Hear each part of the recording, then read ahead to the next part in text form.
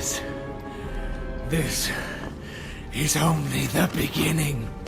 Yes. After 1,000 years, Korriban is ours again. Welcome home. What's up, meta nerds? This video is all about the Sith species, the race that would inspire and become eponymous with the dark side followers of the Force. This will cover over 100,000 years of history, looking into their biology, society, and culture, as well as their most influential members of their species. The last few rays of light still hung in the air when he finally reached his destination. The Valley of the Dark Lords lay sprawled out before him, hidden beneath the cover of twilight's gloom. He briefly considered stopping for the night and making camp until dawn, then rejected the idea. Day or night would make no difference once he was inside the tombs. We'll start by heading to their homeworld of Korriban, located at grid coordinates R5 within the Stygian caldera of the Outer Rim territories. The species would evolve on one of the most dangerous worlds in the galaxy, one that had a natural affinity for the dark side. Planet covered in mostly deserts, canyons, and mountains, though there were a few swampy regions. And this terrain was covered in horrifying beasts like the Shyraks, Kalor slugs, and Torrentatex. One of the many mysterious ways in which the Force functions is that certain species and locations have stronger connections to the light or dark side of the Force. And the Sith species had an unparalleled natural connection to the dark side. Think about how few beings from any given species had a notable Force connection. Even those like the Togruta, who had a higher connection to the light side than most species, still only had a tiny percentage of people overall with a connection strong enough to be contacted by the Jedi. Every member of the Sith species had a powerful connection to the dark side of the Force.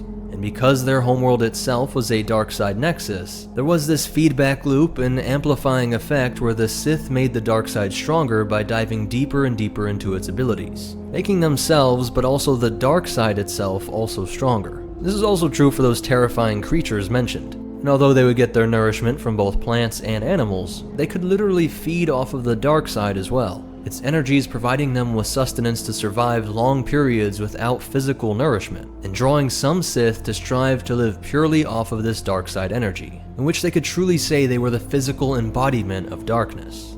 As for their physical characteristics, their skin color was almost always red, though some could range to this lightish pink to dark black, with the general rule being that their skin color was lighter at birth and grew darker over time, while their eye color could range from orange, red, yellow, white, or black. At multiple spots in their body, they would have these bone spurs that stick out through the skin, while their faces have these tendrils hanging from their cheeks. There were also the stalks over the eyebrows and the sides of the face, while each of these tendrils had a role in nonverbal communication, with twitches or quivering conveying anger, lifting them could be doubt or questioning, and curling showed that one was relaxed. Almost all had 3-digit hands, and one acting like a thumb, though some individuals had 5 fingers, and nearly all of them were left-hand dominant.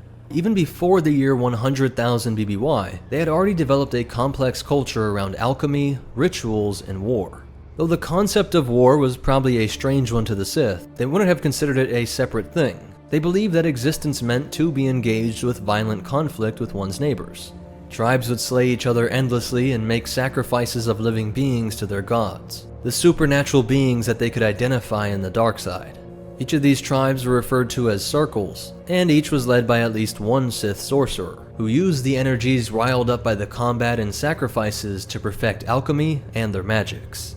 The sort of which that would be lost to the Sith of the late Republic era, only being glimpsed in the odd rituals done by Sidious, and was something more similar to that of the Night Sisters. This allowed them to create talismans imbued with dark powers, which could do anything from increase one's connection to the Force, turn a light sider to the dark side, provide biological repairs, or shield one from Force attacks. These were most often used during rituals, but there were everything from tomes to manuscripts to pass on the rituals, which were themselves imbued with this magic, as well as the weapons and armor that they used. The actual armor itself was channeling the dark side, while things like powerful Sith swords, Cortosis weave vibroblades called Sith Tremor swords, and the Sith War swords which combine the physical damage with various magical effects like inducing anger or madness, but most often nightmarish hallucinations. There were also a myriad of poisons that these alchemists would produce, and ranged weapons like the Lanvarok, which combined a lot of these technologies into one, being a polearm and disc launcher combo, these discs that were covered in these dark side spawn poisons.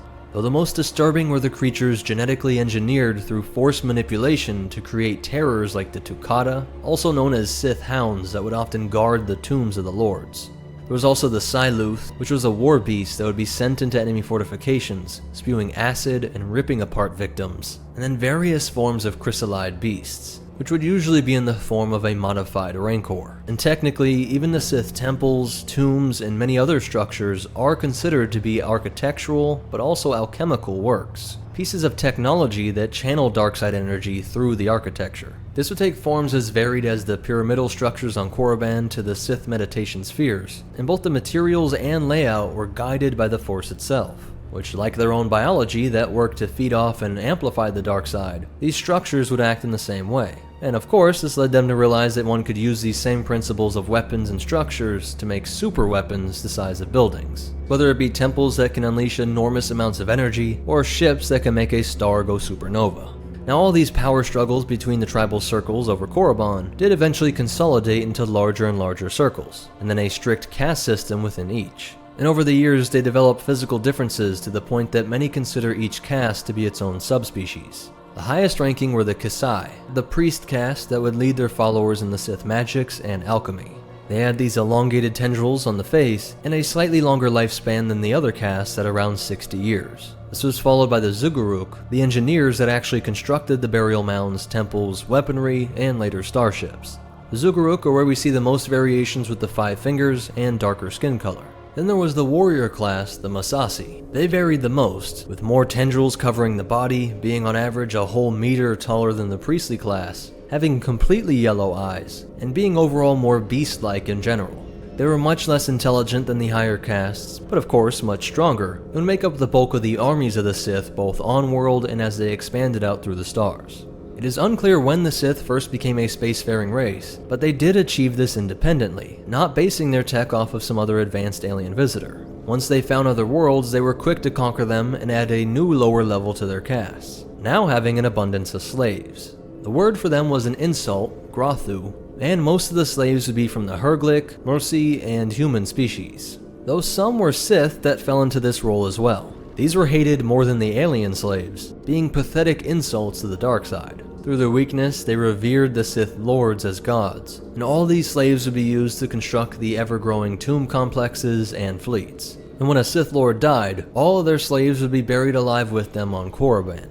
With the Sith now growing their first small empire in the Outer Rim, they would come into contact with the Anzadi species. These people were the closest thing to vampires, living extremely long lives and drawing blood from their victims, and they and the Sith species had a mutual respect for each other, giving the Sith the blood soup, a concoction whose ingredients are still not fully known, but presumably must have rejuvenated the drinker or given them a deeper connection to the Force. By the year 36,453 BBY, the Thoyor, the pyramidal ships that were sent out by the Force to collect Force-sensitive individuals from around the galaxy and bring them to Tython, landed on Korriban to transport some members of the Sith species. These Force wielders from various species would form the Jedi Order, which eventually became the Jedi Order. Meanwhile, back on Korriban, the Sith were experiencing the most intense fighting of their history, the tribes all fighting each other for thousands of years until it was ultimately brought under a single ruler. King Addis would wield his powerful war axe, but most of his kills were earned through his incredible use of Sith magic.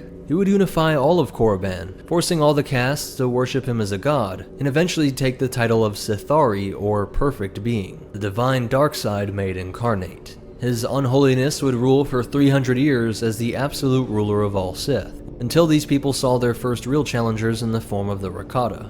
Their infinite empire was the greatest the galaxy had ever seen, and one which also ran off of darkside energy. Posing as darkside allies, they would teach the Sith several new technologies like the hyperdrive, but also the holocron, the Sith holocron becoming a crucial method for transferring darkside wisdom over the eons. After the Rakata had worked their way into the Sith Lord's inner circle, they launched their invasion, taking Rasper, the court magician, captive, and neutralized him by isolating his consciousness in a Rakadan mind trap.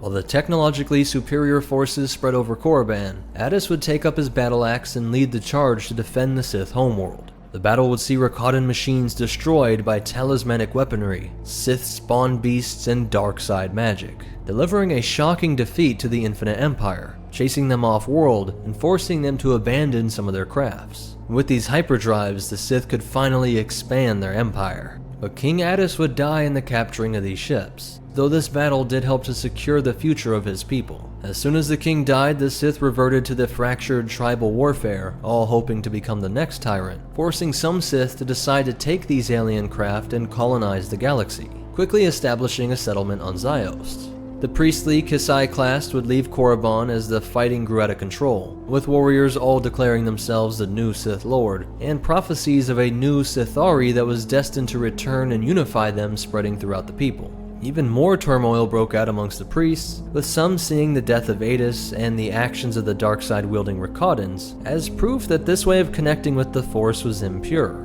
They would focus on a new concept of unity, the mix of that other mysterious and strange side of the Force known as the light side. They pondered if they had been wrong in focusing on and amplifying the dark. The musings of these priests would mark the first recorded written history of the Sith species, though these priests would be exiled from their caste and forced out to the planet Tund. Over the centuries, Ziost would become the new capital of the Sith Empire, with Korriban inhabitants killing themselves off in such numbers that they eventually settled into the role of caretakers for the tomb complexes. While the most prominent Sith were now on Ziost, they would all return to Korriban for important rituals and to be buried in the ever-expanding Valley of Sith Lords. The Empire would continue to conquer even more worlds, and by 14,000 BBY, they would set up the Sith Library Temple on Krasis II.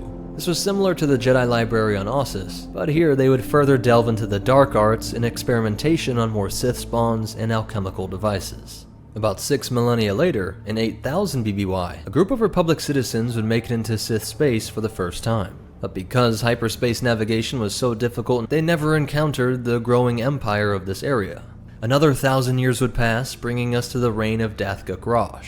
He rose to power, claiming to be the new Sith Overlord, and would rule 2/3 of Korriban for over 50 years, a time which the Sith species remembered as one of the most brutal in their entire history, with Zabraks' sadism and terror hitting peaks that shocked even this dark side species. At the same time, there was growing turmoil within the Jedi Order over in Republic space. Many of their Force wielders were noticing that there was a wide array of useful abilities that were being ignored, and as the Jedi tried to look into them further, their masters tried to suppress knowledge, and even shame those who took an interest. Eventually, these Jedi would try to shake off their oppressive masters. They were deemed Dark Jedi by those that forced them into exile. This resulted in a civil war known as the Second Great Schism, conflict that would set the tone for the rest of galactic history, as over the next thousands of years there would be countless trillions of individuals from each and every species that would be dragged into the never-ending civil war between Force wielders. And this particular war would last for over a century.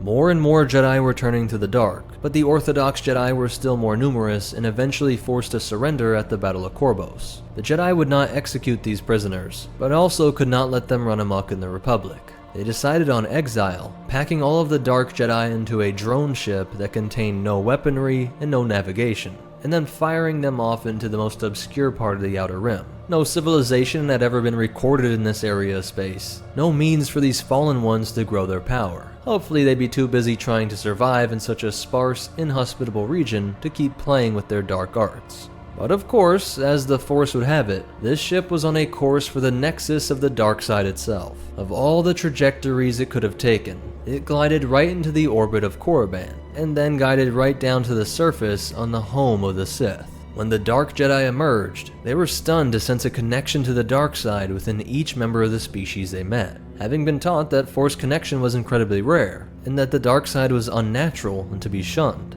The locals greeted them with violence and displays of powerful Sith magics, creating crude illusions that these trained lifelong Jedi were able to work their way through, but recognized that these techniques were incredibly different from the way they were trained by light side wielders who had only been dabbling in darkness. Lightsabers and Sith weaponry would clash, and they remembered the lessons of the Rakatan Alliance 10,000 years earlier, denying all attempts at sharing technology and methods, waging a total war on these aliens, only to be outsmarted and increasingly brought under the heel of these Dark Jedi. Even when defeated, the Sith were adamant not to give up their rituals and talismans, but eventually, through their own Force manipulation and using the Sith to betray each other, they were able to break enough sorcerers to learn how to wield the dark side like a true Sith. The Shadow Hand, the second in command to Kreen Grosh's descendant and the reigning king, came to see that these Gen Jedi, as the Sith called them, were not going to be stopped. He betrayed his king and helped Dark Jedi Ajuntapal to secure the battle in which the Sith who sat on the ancestral throne of King Addis the Sithari would be beheaded and replaced by a human off-worlder, who now took the title the Dark Lord of the Sith. With innumerable generations raised within the strict caste system, the Sith were quick to fall in line and eventually worship Ajuntapal as the Sith Lord. He would expand the alchemical and magical abilities, and was sure to bring the rest of the Sith Empire under his rule. He too would have Ziost as the capital of his empire, and Korriban as the mystical center. The Dark Jedi would use their knowledge of the galaxy at large to expand their fleets and conventional weaponry, while taking the creation of structures and Sith spawn beasts to new heights. The Dark Lord focused on growing an army with the Masassi Sith as foot soldiers, wielding the most advanced form of alchemical and technological weaponry. But some of the Dark Jedi were itching to strike back at the Republic that had sent them off to die. They were able to figure out a path back to Republic space, and launched a raid on the Jedi with hopes of using their new arsenal of dark powers to take over the known galaxy. This mission was not approved of by their Lord, and it was seen as a foolish, premature reveal of their forces. All it accomplished was to tip the Jedi off to the existence of the Sith, but their enemy could not tell from where the Sith came, only that this old wound was festering somewhere in the Outer Rim. Back in Sith space, the Dark Jedi had made a discovery that would change the species forever. Starting with the Masassi class, they experimented by using alchemical means to create offspring that were a mix of their human blood and Sith blood. It worked and created a being that was more calm, intelligent, and calculated, but still with the intense direct biological connection to the dark side. This was expanded to the priestly Kasai class, and over the next 2,000 years, these hybrids completely replaced the upper castes, and then most of the Sith population. Over this time, the Sith Empire was expanding as well, taking hundreds of worlds including Dromund Kaas, Kar Delba, Relg, and coming into contact with Tund, reconnecting with the pure-blooded Sith that were exiled here ages earlier, and then they also established a greater presence on Malachor V. But as is the nature of the dark side and those attracted to it, the local leaders were constantly undermining each other for any advantage, resulting in countless civil wars to try and overthrow the reigning Sith Lord. This helped to stop the spread of the Empire overall, as there was already plenty of wealth and planets to fight over. But this turmoil helped to create a string of the most powerful lords to ever live, starting in 5100 BBY with Marka Ragnos. He defeated a rival Sith Lord named Simus, and would usher in what was referred to as the Golden Age of the Sith. Over 100 years of unprecedented stability and growth. He was a half-breed Sith who was able to pit all of the rivals against each other, but two stood out: the Sith Lord Ludo Kresh and his rival Naga Sadow. Kresh wanted to simply consolidate power in Sith space and delve deeper into the mysteries of the dark side, while Sadow felt that it was time to take war to the Republic. Naga Sadow was actually proud to claim that he was mostly of, quote, Jedi blood, and he saw this golden age as one of dull stagnation. At the funeral for Marka Ragnos, these two contestants to the title of Sith Lord would call in their armies and fight to the death, but neither could defeat their enemy. At a break in the fighting, the spirit of Ragnos rose up from the tomb to speak to the Sith, laying out their long history and his aims with the Golden Age, but ended by saying that the future of the Sith was in their hands, that they must choose wisely between isolation and expansion.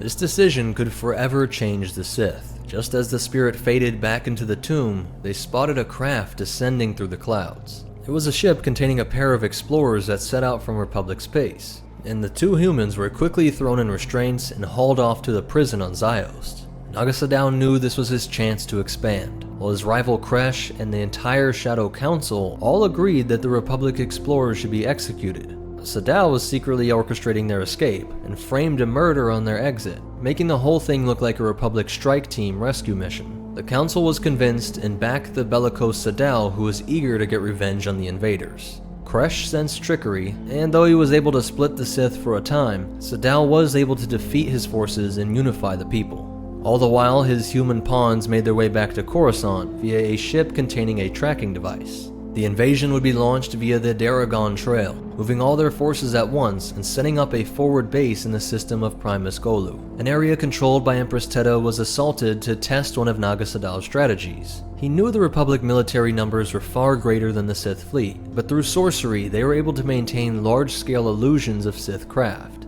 working to crush morale, cutting off escapes and forcing surrenders, and guiding the battles to take place where the Sith generals wanted. These illusions providing much of the advantage of superior numbers without needing to fire a shot or even engage the enemy. With this strategy, they would press on to take the crucial Republic shipyards at Forost, and then on to Coruscant itself.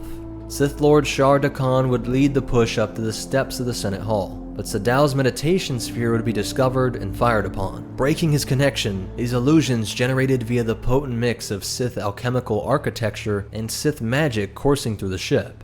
Once the Republic could identify the true Sith forces, they were able to focus their attacks and rout the invaders. The Sith then turned all of their efforts to taking over Emperor Tetta's space, but eventually, through massive Jedi sacrifices and poison gas attacks, as well as additional Republic allies showing up, the Sith were finally routed completely, forcing them to regroup at Primus Golu with Sadow and his meditation sphere. When the Lord of the Sith realized that defeat could not be avoided, he set the Sith fleet to jump back to Korriban, but made sure to leave the Republic a parting gift, making the sun go supernova. From one war to another, as soon as they returned to Sith space, they were right back in the civil war with Gresh's forces. After a skirmish on Korriban between these two claimants to the title Dark Lord, the battle would move to their fleets. Massive amounts of Sith assets destroyed fighting against each other, with Sadow's beleaguered fleets taking the most damage, seeming on the edge of total defeat before he sent a ship to crash into Gresh's flagship. With their military decimated by both the Republic and Sith, Gresh's own men decided to kneel to Sadow and preserve what was left of the Sith Empire. A crucial decision, as Empress Teta had been able to figure out a path through the Daragon Trail, and emerged in Sith space leading a Republic fleet to finish them off. Sadow orchestrated a retreat that brought the enemy in pursuit near multiple star systems, using his dark arts to make the suns go supernova. The Republic fleet was suffering too many losses to pursue, and the Empress decided to call it off, and leave the ragged Sith fleets to die off under their own leadership. Surely an empire that would sacrifice their own star systems would burn out like these supernova. The Great Hyperspace War was over, but the Republic did not forget about this threat. They gradually returned to slowly and systematically dissect the Sith Empire, eventually conquering all of Sith space, taking their colonies, their 5 spiritually significant worlds, and trying to dismantle or cover up the countless talismans and artifacts they discovered, all reeking with dark side energy. It was believed that the Sith species had gone extinct, and that their dark beliefs had died off with them. While the Jedi studied the relics of the fallen Sith Empire, the survivors were spread throughout the galaxy, and even outside of it, all plotting their return. Some were units that were lost during the war, who became the gods of primitive populations like the Kashiri. Others built their power on Vune and Thul, while Naga Sadow himself was with the remainder of his forces on a single starship. He decided to put down on the moon Yavin 4, where his Masassi would construct enormous temples to be used in dark rituals. There was also still the settlement untuned of pure-blooded Sith, but over all this time their force practices were vastly different from the Sith of Korriban.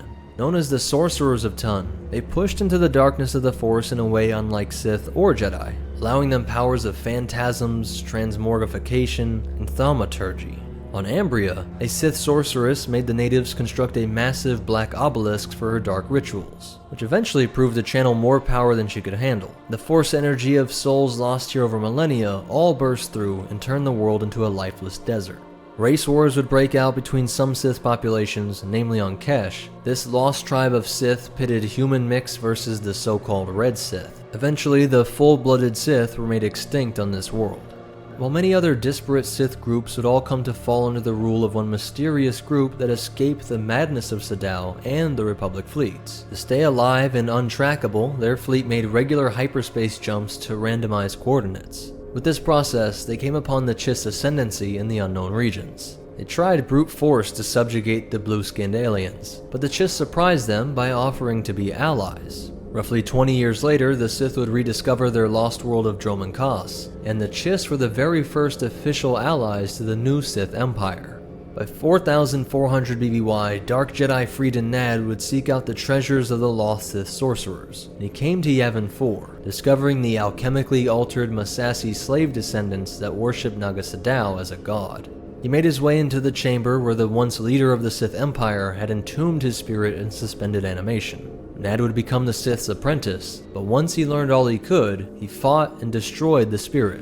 And with the holocrons of King Adus and Darth Ndedu, he founded his own empire.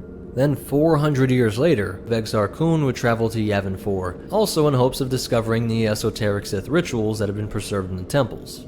The Masassi swarmed him, destroying his ship and bringing him to the great Sith Temple of Fire to be consumed by the Masassi blood sacrifice ritual. The god that they summoned was an old Sith worm, once created through Sadow's alchemy. When Kun killed the demon, the Masassi saw him as a god, worshipping him and following his orders to construct even more temples to focus the dark side energy here. Kun would practice his alchemy on the Masassi priests, and then created great warrior servants to fight alongside him. He took these to confront Dark Jedi Alima Kito and Nula Keldroma, and when they fought, the ancient Sith amulets they wore had a connection to Mark Aragnos, whose spirit emerged to decide the fight, proclaiming that Exar Kun was the Dark Lord of the Sith and Keldroma the apprentice. This apprentice would lead a strike against his old Jedi masters on Coruscant, only to be captured and brought before the Senate. Kun would deploy a fleet and thousands of Masassi soldiers to rush into the Senate chamber. In the Sith fleet was an ancient ship used by Sadow, which was using its old trick of setting stars to supernova, drawing Republic fleets to rush to engage them near the Kron cluster. But this move was ripping apart the Sith fleets as well. After Kun escaped Coruscant, he raided Ossus and was able to add priceless Jedi artifacts to the vaults of the Sith. From here he would return to Yavin 4, but his apprentice betrayed him. Called back to the light, he gave their position to the Jedi, and when Kun knew that the full might of the Republic was descending on him, he turned to the old rituals to create an immortal spirit that could still dwell in this plane. Some Masassi would be sent off-world to be preserved, but thousands of these servants would be sacrificed in the dark ritual that freed his spirit, while the Jedi's creation of a wall of light-side energy would work to seal his spirit away in the temple. In the decades that followed, the Masassi that were sent off of Yavin would come to live very diverse lives. Some would use this new freedom to pursue mundane lives, while others fought a life of revenge toward the Sith, realizing that they had been manipulated and alchemically created as a slave race, while some did also survive the ritual on Yavin, and continued to maintain the temples. The Jedi would make contact with the Sorcerers of Tund, cautious at first, but recognizing that these Sith species were not the same in belief.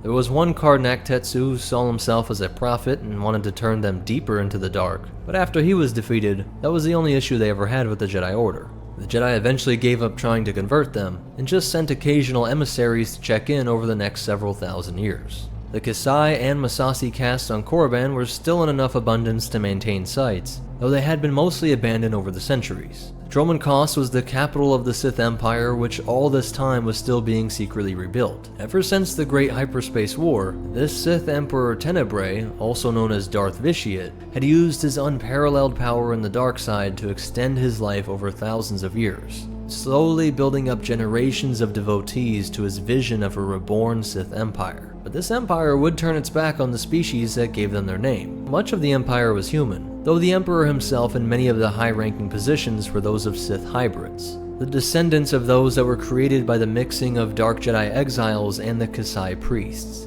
A bit of propaganda is that these beings were called Sith purebloods at this time. Circa 4000 BBY, these were far from the original Sith species, and it reflects these beings recognizing that their red-skin side was going extinct, not numerous enough to be substantial even in the empire that used its name. Though some believe that this term pureblood represented their belief that this alchemical union between human and Sith helped to purify the offspring's blood, taking out the weaknesses of each species and making it a perfect race. The reborn Sith Empire would take much of the Outer Rim, and launch a galaxy-spanning war on the Republic. 1300 years after the Great Hyperspace War, the Empire emerged to conduct 28 years of brutal invasions that would come to be known as the Great Galactic War, starting in 3681 BBY with the retaking of Korriban. Somewhat symbolic of this change in species control was that this battle would see the Sith-descendant Vindican killed by his younger human apprentice Malgus. The war would end with the triumphant sacking of Coruscant, delivering more damage to the cities and Jedi temples than any other force would match in history. The planet was smoldering, and the Supreme Chancellor had been executed by Darth Angral, forcing the Republic to sign the Treaty of Coruscant. In the Cold War era that followed, the Empire started to allow non-purebloods to train in the dark arts on Korriban, bringing up any Force sensitives they found in the Empire, even if they were a slave. This was found to be distasteful to the overseers on Korriban, but this did help the Empire to keep up with the numbers of the Jedi Order. Over the following millennia, the purebloods, which were only just hybrids, remember, became further diluted and killed off, leading to a near extinction with no notable communities of them existing. While various creations of these people, from relics to language, were spread across the galaxy, influencing the lives and cultures of countless beings. The greatest legacy would be the word Sith itself, being synonymous with the dark side, and in layman used in everything from an insult, like Sith spit, to a general description of evil, and especially anyone who used supernatural means being described as a Sith. Even some Jedi were assumed to be Sith in the Outer Rim. And then of course the Jedi Order never forgot about the Sith. The new Sith Wars were fought against the Brotherhood of Darkness, which operated a Sith Academy on Korriban which would raise Darth Bane, with Bane thinking that the Sith species was long extinct. In the year 45 BBY, some refugees of the Tung species set down on the Sith sorcerer's world of Tund, and when they were chased off, they complained to the Senate, and Palpatine was quick to degrade these strange mystics, warning that these people should be isolated and no travelers go near the world, while Darth Sidious secretly had agents infiltrate their ranks and learn what they could of this strange and unique art. Funny enough, one full-blooded, original Sith species from Tund made his way to Coruscant, where he got by using his knowledge to create magic shows in the Coco District Theater. This may have inadvertently preserved the species, as all of the sorcerers of Tund were burned away by the green fire of an electromagnetic torpedo, fired by the Force-sensitive Rokar Gepta, who was training with them until he learned all of their secrets, before dubbing himself the Sorcerer of Tund, putting an end to this outpost colony of Sith exiles that had lasted for thousands of years. There was one last ray of hope that shot out across time itself, when 41 years after the Battle of Yavin, a ship named the Harbinger popped out of hyperspace, some 5,000 years after it entered the Blue Void. The ship's hyperdrive was damaged by a Jedi's attack during the Great Hyperspace War, and had a payload of ore that was to help with Naga Sadow's attack on the core. It was commanded by Sais Rogan, a Kalish who was leading a platoon of Masassi warriors. Perhaps they could have revived this subspecies of the Sith, but Jedi Knight Jaden Korr was able to board the ship, kill the captain, and use the volatile ore to destroy the ship and have it explode on a nearby moon, killing everyone on board. The Sith's impact on the galaxy was the greatest of any single species, rivaled perhaps only by the humans. We must assume that somewhere amongst the stars there was some outpost of Sith beings, because as history shows, they have proven to appear out of the darkness countless times when others believed them vanquished from the galaxy, always finding a way to return, much like the infamous Sith Order itself. So that's it for the Sith species, but you definitely want to hear these cool facts and behind the scenes stuff. There are tons of references to real-world concepts around evil and the devil, the most obvious being the red skin, but also things like them being left-handed as a reference to biblical lines showing a preference for the right hand of God and curses for the left. The fact that the Yavin temples channel dark side energy is a reference to Christian accounts of Mayan temples, and real-world Yavin is Tikal in Guatemala. There are also a lot of human sacrifices within Mayan culture, just like with the Masassi Sith, tons of depictions of which can be found at Tikal. Many believe that there are real-world equivalents to the magics and alchemical creations, just like the Sith, and this is a perfect time to give a warning from a Sith practitioner and real-world most interesting man, Christopher Lee, who did have a deep interest in the occult. Have met people who claimed to be Satanists, who claimed to be involved with black magic, who claimed that they not only knew a lot about it, but as I said, I've certainly haven't been involved, and I warn all of you, never, never, never. You will not only lose your mind, you lose your soul. Extra details come from the Complete Encyclopedia, Old Republic Encyclopedia, Essential Guide to Warfare, and Atlas, and then a ton of different novels. But most important of all, remember, whether it's the endless wars and backstabbing, experimenting on and sacrificing your own, trusting the wrong outsiders, or blowing up your own stars, nobody's as good at destroying the Sith as the Sith. And the Force will be with you, always. The blockade is finished. We dare not go against the Jedi. Viceroy, I don't want this stunted slime in my sight again. What's up, meta nerds? This video is going to pull from all the legends and canon sources out there to understand the Neimoidian species, from their biology, culture, history, and impact on the galaxy. Their story begins at grid coordinates M10 in the Colonies region, on the planet Neimoidia. Their homeworld was the third rock from the sun, in a star system that had 4 planets, with a total of 25 moons. Their celestial neighbors ranged from molten rock, a toxic wasteland, and an extremely mineral-rich asteroid belt named Exar Kun, which was between them and the gas giant. Neimoidia was a terrestrial world with a Class 1 atmosphere breathable to most species, close in size to Coruscant at 10,830 kilometers in diameter, and covered in deserts, fields, and rainforests. And to understand their biology, we actually have to look at their history first, as they are an evolutionary offshoot of the Duros. Just don't say that to their face. Around 25,000 years before the Battle of Yavin, a colony of Duros were established on Neimoidia under their great leader Chal Kahan. The leader and his followers were essentially forced off-world, though the details of why this happened are unknown. Perhaps political violence or a religious cult. We just get the vague fall from grace in Duros culture. And in his later years, Chalal wrote the Encyclical of Historical Greatness, which pushed his fellow Neimoidian colonists to try to embrace and maintain their old Duros heritage. Though the language Pakpak is believed to be derived from Duris, it rapidly diverged to become a distinct language, with Pakpak referring to not just the musical quality of their guttural croaks, but also the subtle hand movements and body language that added meanings to words. Vikaknakamak, nebaga imana, nakinaya, bila maknam unya kamnalebek. Which all made it a very difficult language for any alien race to pick up, and is why we almost always see them speaking Galactic Basic. Over several generations, the effects of the much greater gravitational force on Neimoidia was having obvious effects. You can see the ancestry in their nose down to their chin, and their red eyes with that line through them, but the cranium shape becomes more rounded, with thicker, more protruding bones, while the change in skin color is likely more due to changes in the atmosphere and diets, specifically the dimmer star, and frequent fog and mist that would have often cloaked this colony world. The weirdness of the biology starts with the fact that the females show signs of once having given birth via eggs, but they all give live birth to grubs. These would live in communal hives until the age of 7. All the parents left their grubs in these state-run facilities seemingly without further contact, where they were intentionally given inadequate amounts of food, with the purpose of breeding generations that were increasingly treacherous, as the grubs would either forcibly take or find clever ways to steal and store their food in order to survive. Perhaps due to the intense requirements of those original settlers who built a civilization from nothing on a far-off alien world. They felt this system produced the kind of adults needed to survive in this harsh galaxy. But it isn't like this produced a fierce warrior people like the Mandalorians, who wanted only the powerful to rule and believed might made right. Instead, the Neimoidians were the worst of both worlds. They were willing to kill anyone who stood in their way, but would do it through backstabbing, and being traumatized by their upbringing, almost all of them were fearful and greedy, with weak minds and a fetish for centralized power and absolute authority held in their leaders. Could not entirely let go of their natural tendency towards subterfuge. They sought duplicity and guile, the way a young grub seeks the safety and warmth of its sleeping niche in the communal hive.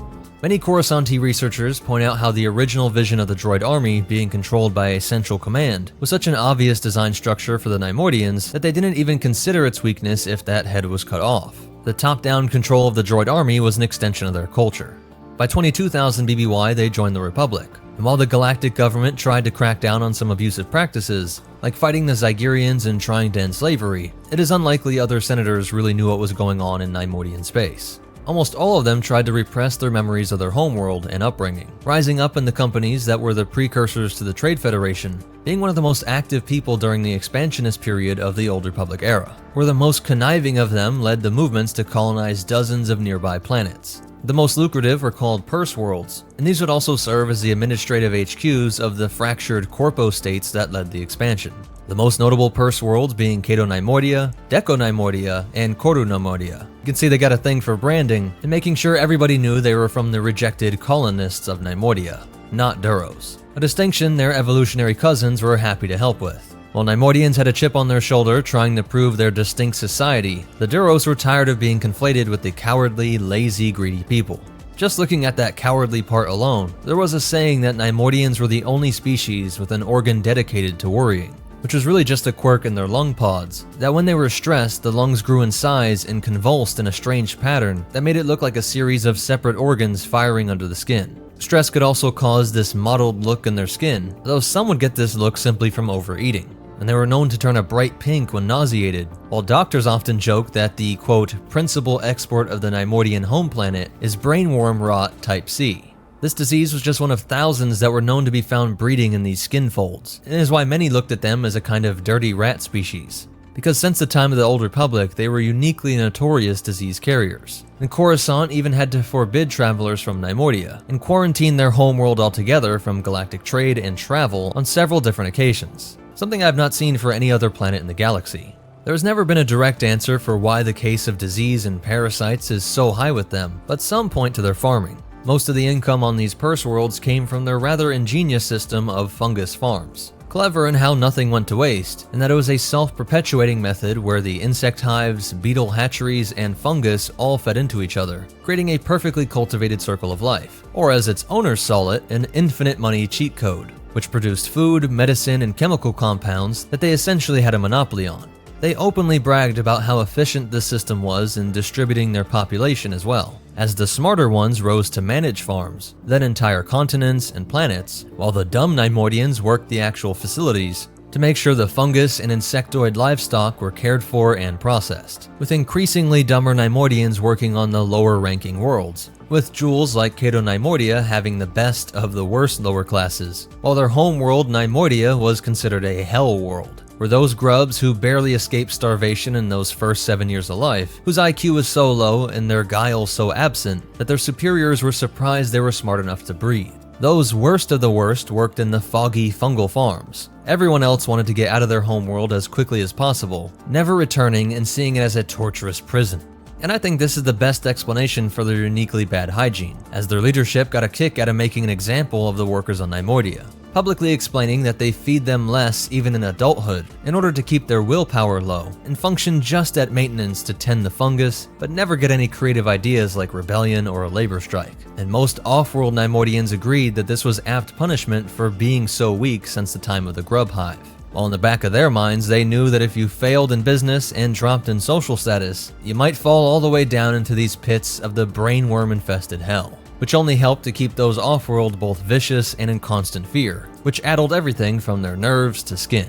4800 BBY saw them expanding into drug dealing, specifically from other species' native medicines, buying up rights to become the exclusive providers of Rill, the spice from Ryloth that was so potent and addictive that it would later attract the Hutts. And with Neimoidian distribution, whole new epidemics were spread, this time not from the petri dish that was their body, but several species were experiencing mass addictions and death rates only seen at a time of war. Gank were a species famous for their high-tech arms and armor that allowed them to be a go-to people for large bounty hunting missions and private military contracts. Neimoidians hired them to put down what felt like a zombie apocalypse, when the Porporite species became mindlessly homicidal when exposed to real spice. The Neimoidians gave orders to protect their spice facilities at all costs, but the Gank mercs were proactive and not waiting for the next wave of zombies to attack them, but went out and systematically slaughtered the entire native population, leading to the extinction of the Porporites. And it was around this time that the surplus of credits from drug dealing went into fabulous clothing, described as an obsession intended to make others jealous, with symbolic meaning and status symbols packed into every level, from color to the combo and style of robe, cloak, collars, and hats, to the point that many joke that you would never see one without a hat. And the Republic's Xenosociological database has entire guides to decode the meaning of a Neimoidian's look. And the importance of fashion was so universally recognized that a disgraced and demoted one would be immediately stripped of their clothes in public at the moment of offense. With expansion and wealth came an ever-increasing problem of piracy. From 1000 to the 400s BBY, the Neimoidians were coming to dominate galactic trade, and formed one of the largest navies to protect it. As protection scaled up from the blaster on your hip, to laser cannons on your transport, then starfighters to escort them, and before you knew it, military-grade weaponry was commonplace in an era where the Republic had no standing military of its own. In 1000 BBY, the Jedi believed they had destroyed the Sith. The greatest threat to peace was finally removed. So it was actually Finis Valorum's old descendant, Tarsus, that signed the Ruusan Reformations, that reduced the Great Republic military to a police force focused on Coruscant, and let the Jedi get back to being esoteric monks, leaving the rest of the galaxy to look out for itself.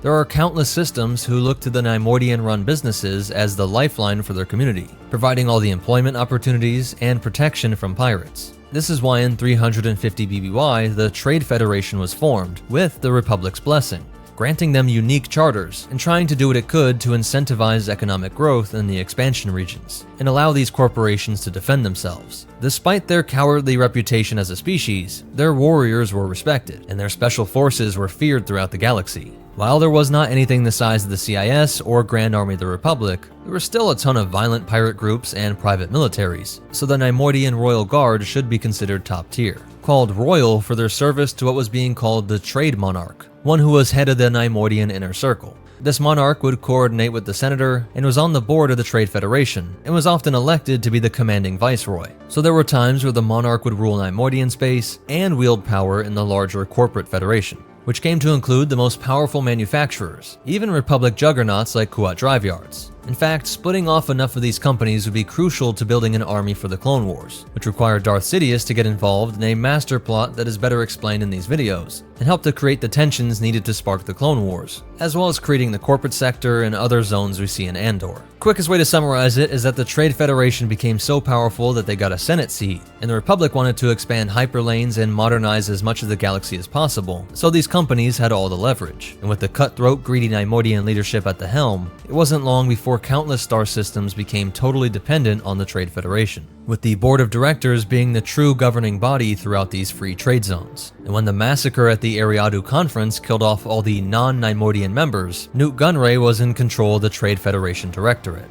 and valuable member worlds like Kuat withdrew. Sidious predicted the next step, that Valorum would push for a taxation of the free trade zones and attempt to break up Trade Federation power, forcing all those affected to become even closer allies, aligning the interests of the Intergalactic Banking Clan, Corporate Alliance, and Techno Union against the Republic. The Trade Federation had recently created a new line of defense droids to protect their ships and facilities, working with the Geonosians of Bactoid Armor Workshops to create the B-1, a design that was said to mirror both the Geonosian frame, but also resembled what a dead Neimoidian looked like. When they died, their bodies rapidly dried up, leaving this big oval head on a thin skeletal frame. And then there were the massive trade haulers like the Lucrehulk that had been ever increasing in firepower for years, with the addition of Vulture droid starfighters to protect against the greatest piracy of this era, even with a ground force to protect on-world facilities, protecting them from hostile locals that were either spiced out of their minds or forming another violent Union resistance. The Trade Federation military was legal, but their next move was debatable. Begin landing our troops. My lord, is that legal? I will make it legal. Even the blockade was legal. As you know, our blockade is perfectly legal. But it was the invasion of Theed and forcing the Queen to sign a treaty at the barrel of a blaster that was a step too far. How will you explain this invasion to the Senate? The Queen and I will sign a treaty that will legitimize our occupation here.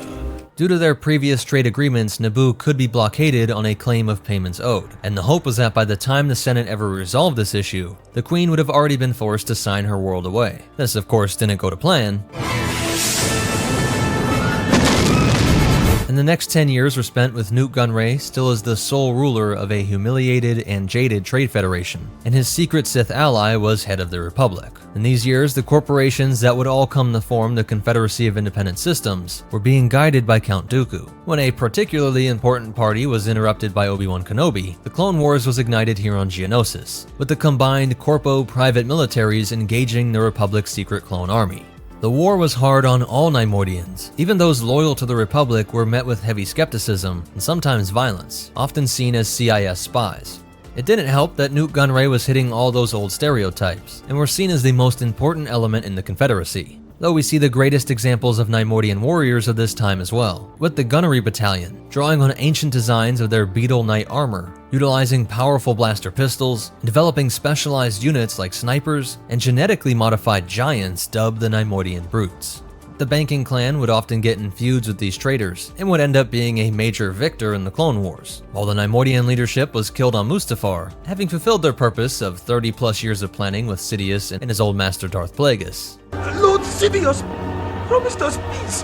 In a comical reversal of the plan on Naboo, the acting viceroy Centipeth Findos was forced to sign a treaty giving over all rights of the Trade Federation over to the new emperor, making Palpatine the legal head of the Federation overnight. And the first thing to get liquidated under this new management were several major grub hatcheries. Not to be outdone by Anakin's little kill streak, Sidious quickly took out millions of these grub children. Shortly after this, a refuge colony escaped out into the unknown regions and was discovered by the Chiss Mithra Nerodu. There was a desperate plea for the Chiss to help the Neimoidians take back the galaxy and knock the Emperor off his throne, but this was rejected by the Chiss Ascendancy. But during one of my surveys, I discovered a colony of refugee Neimoidians. Once they learned who I represented, they pleaded with me to bring the Chiss to battle against Coruscant. They promised their people would rise up in response, and that together we would bring down Emperor Palpatine and restore the Republic. It was in this time that the book mentioned before, the encyclical on historical greatness, was written, detailing their history on how they parted from the Duros 25,000 years earlier, and it was written with the purpose of convincing his people to give up this animosity for their ancestors. Because in the Imperial era, everyone hated the Neimoidians. Obviously, the human-centric imps, the common people saw them as primarily responsible for the Clone Wars, and even smart rebels realized that the insatiable greed was a primary tool of Darth Sidious. Shao Kahn wanted them to try and be seen as Duros, since nobody really hated them, and while their blue brothers did everything they could to deny this at first, it is said that by the time of the New Republic, these species got along pretty well, and Neimoidian-run businesses seemed to merge with the Duros, without any major incidents or backstabbing greedy behavior. Though just 2 years after Endor, in 6 ABY, there was another series of major outbreaks that did stem from Neimoidians, with the Great Pandemic of Dursheba in the intestinal ravage of Bars Barka. As Naboo merchant Boabab wrote about it, quote, "Of course, it should be mentioned here that the Neimoidians are notorious virus carriers. Although immune to most harmful microbes themselves, they have been a scourge of the galaxy, responsible, although they deny it, for the Great Pandemic of Dursheba and the equally lethal intestinal ravages of Bars Barka that created the massive weight loss that swept through the Abyss colonists." So that's it for the breakdown. As for behind-the-scenes facts, originally they were to be shown in CGI, and meant to be the organic equivalents of B1s, just like humans making Terminators that look like them. But it was decided that it would be better to have them brought to life through animatronic masks. And this unused design was later used in Episode 2 for the Geonosians, perhaps because the CGI got better, and that they would already have to make tons of CGI Geonosians anyways. So even close-up characters like Poggle the Lesser were completely computer-generated. The original name for their species was Sahatnarian. The name was meant to fulfill an agreement Lucas made with William Shatner way back during the production of A New Hope. They would drink at a bar near Industrial Light and Magic. When all the crazy new alien species of the Cantina were mentioned, Shatner said he wanted a character named after him. This didn't happen, and he backed out of it again for Episode 1, and nobody knows where the name Neimoidian came from, if it means anything at all. The accent of the Neimoidians was based on a Thai actor's reading of Gunray's lines, while the German version has a French accent. Wie geht die Brücke ab? Ja, Sir. Das wird nicht ausreichen, Sir. Schickt sofort die Droidikas hier auf! And you get a Russian accent in the French, Spanish, Czech, and Italian versions. Sellad el puente. Sí, señor. Eso no bastará, señor. Que los droidikas suban aquí. While in Russia, the Neimoidians have a Finnish accent. If you want to read up on them more, sources come from the Essential Atlas, Ultimate Alien Anthology, New Essential Guide to Species, Complete Locations, and a ton of novels from the Darth Maul books, Darth Plagueis, and Canon Thrawn book. But most important of all, remember, nobody gets a higher kill streak than Darth Sidious. And the Force will be with you.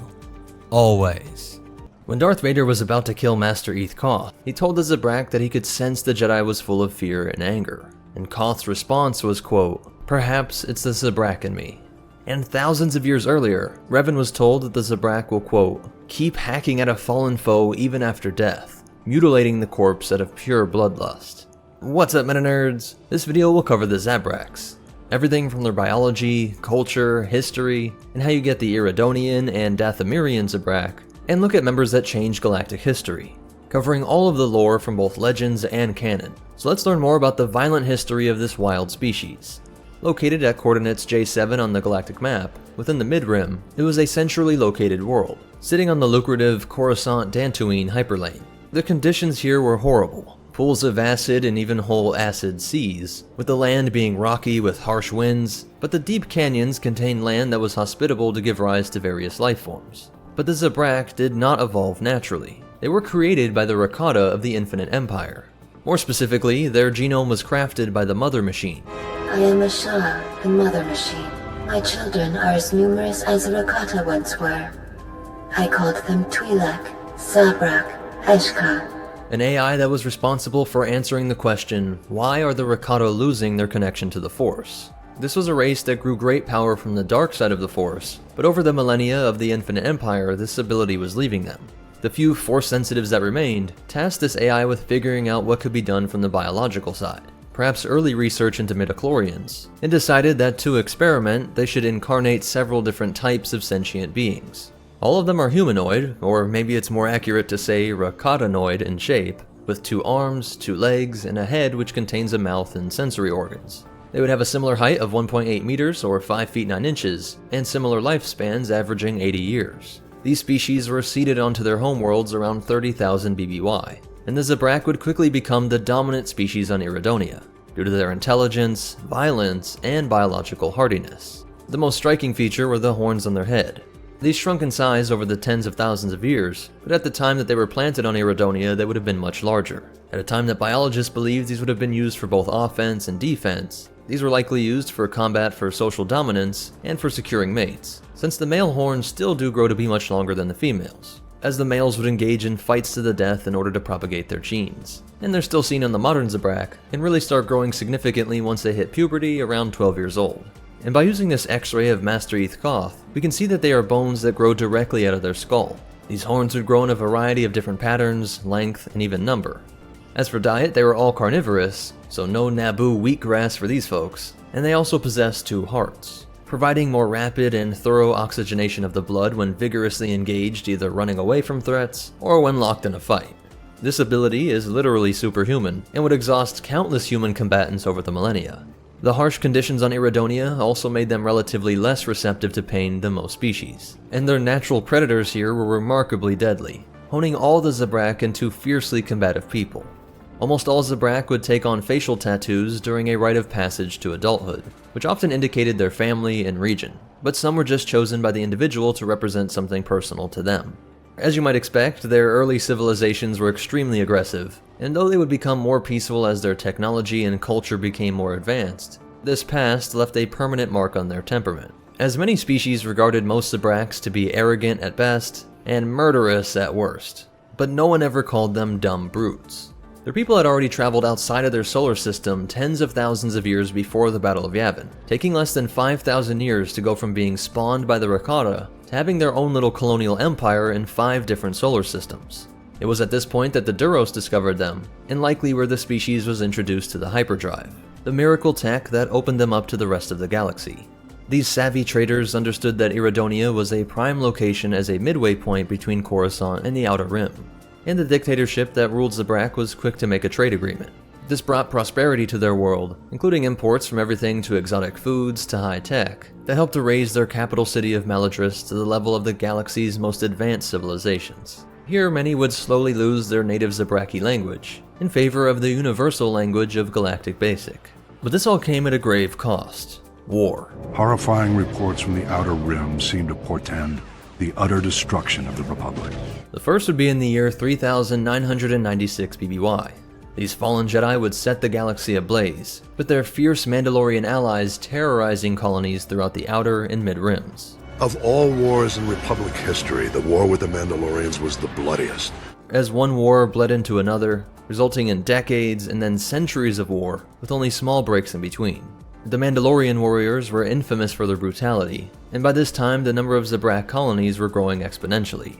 They quickly found they were no match for the Mandalorians, but the Zabrak did love a good fight, and those biological advantages mentioned earlier did help them to earn some victories. We get a first-hand account of this from the incredible engineer Bal Dur. I remembered when word of the Mandalorian attacks arrived on Iridonia. My people had colonies across the Outer Rim. Many of them were among the first systems to fall. I hated them. I wanted to destroy them, to give them the mercy they gave the people they conquered.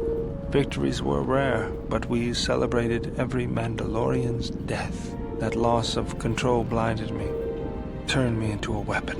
This Zabrak was also a Jedi, serving under Mitra Surik during the Mandalorian War, and was who designed, constructed, and activated the Mass Shadow Generator. This war would also see the invasion of Iridonia, where the Mandalorians actually captured the entire planet. Though it should be noted that some Zabrak chose to join their clans. The Mandos always willing to take in any beings that wished to live through conquest, and who lived by the Mandalorian codes of honor. But for most Zabrak, because the Republic was the one fighting off the Mandos and who eventually liberated Iridonia, millions of them rushed to enlist with the Republic Armed Forces. After his creation, the Mass Shadow Generator destroyed Malachor V and ended the Mandalorian Wars, Val-Dur would go on with Meetra Surik to find lost Jedi Masters and help to rebuild the Jedi Order. And this era also saw Jedi Master Cal Sendarach, who held the rank of Battlemaster during the Great Galactic War of 3681. His Padawan would become one of the most important and powerful Jedi in the history of the Order, Satil Shan. Both witnessed firsthand the return of the Sith Empire. The Dark Order that was once thought vanquished had returned, and blitzkrieged Korriban. In this opening battle of another decade of war, Durach would be killed in saber combat with Lord Vindican and Malgus, a move that did help ensure that Shan could escape. So it's obvious that the Rakatan experiment to see if they could engineer some deeply Force-sensitive creatures seems to have worked. And though their appearance may have been scary to some other species, and their pugnacious and arrogant attitudes may have made you think that they would be on the bad guy's side, we see these Iridonian Zabraks were mostly light side wielding Jedi, or warriors fighting for the Republic. But the years that followed would see an increase in mercenaries, and darker influences on Dathomir. The combination of Iridonian trade wealth, colonial interests to protect, and their fighting spirit gave a natural rise to Zabrak mercenaries. In a previous age, their hated enemy was the Mandalorian, and with those people's devastating defeat and losing any sole leadership, the Mando clans were increasingly making their way as bounty hunters as well. These once war enemies were now often engaged in skirmishes for credits, and over the centuries, these two peoples became synonymous with the deadly profession. This age also saw a sort of homecoming for the Elomin. One of the Zabrak ancient colonies had remained relatively remote, forgotten by the galactic community, and in isolation gave rise to a new species that descended from the Zabrak, known as the Elomin. The horned head is similar, but everything from the bone structure of the skull to the internal organs were different. And though now reconnected with the galaxy at large, the Elomin never ventured into much more than mining on-world. But the colony on Dathomir would give rise to Zabrak that would change the course of galactic history. There are certain locations in the galaxy that have a natural charge of either dark side or light side energy. Dathomir was a world imbued with the dark energies that the Night Sisters drew on for their magics. This green energy being called Magical Ichor, Spirit Ichor, or the Waters of Life. By around 600 BBY, the rogue Jedi Knight Mother Ayla was learning to use her powers in the Force to channel this Ichor, dominating some of the other human colonists on this world. She created an all-female sect of Dathomirian witches, which over time split up into several clans. These clans would kidnap males to breed with, but at one point a group of pirates came to Dathomir with hopes of offloading some captured Zabrak colonists. There was a lot of speculation that humans were also genetic creations of some ancient aliens, and evidence that supports this is the fact that they can breed with both Twi'leks and Zabraks. Perhaps they were all created by the Rakata. When the witches saw the vitality and hardiness of the Zabrak males, the Night Sisters were quick to take them as mates. Using their proficiency in dark magics, there was no way for the captives to revolt, and they set up slave camps for the males to dwell in, where the females would only visit for purposes of intimidation or the ritual called selection. In this trial by combat, the Zabrak would be forced to fight to the death with his own friends and even immediate family members. These human witches bred with Zabraks, giving rise to a new species called Dathomirians, as there was no native original species here, so these interbred beings were genetically distinct, and the expression of these Zabrak features differed in the males and females. The females still looked mostly human, with pale white skin and some hair but didn't have any horns. The males would retain their horns, but their skin color would now range from red, orange, and yellow. So from this point on, the next generation of Night Sisters were no longer human, but Dathomirian, also called Dathomirian Zabraks. And although that term usually has the connotation that you're referring to the males, technically Ventress and Talzin are both listed as Dathomirian Zabraks. Females that were born of these unions were raised as witches, and the males were just thrown back into the slave camp. But interestingly, the women would take on some of the Zabrak culture in the form of their tattoos. While the males had natural striping that was accented by the tattoos, many females chose to add some forms of tattoos as well. And so think about just how long this tradition stretches back, starting with the ancient tribal Zabrak of Iridonia, and still seen not only in the colonists, but now adopted by these captors. When Mother Talzin rose to lead the Night Sisters, she returned to some of their old Zabrak mercenary roots, hiring out some of the sisters and their maleling servant warriors in order to protect some wealthy patrons. And again, we see that as soon as they open themselves up to the galaxy at large, the Sith are not far behind. Darth Sidious would be attracted to the immense dark side powers of Mother Talzin, convincing her that they should become allies, and that together they could rule the galaxy. but once he detected the young Maul, he kidnapped the boy and disappeared. This little red child was the biological son of Mother Talzin. I know it gets confusing because everybody calls each other brother or sister, and they all call her mother, but the canon lore is clear on this. So Maul's father would have passed an immense physical trial to mate with the mother of the clan, and of course he would have some of her immense dark side power and the magics imbued as well. All things Sidious would hone into a killing machine.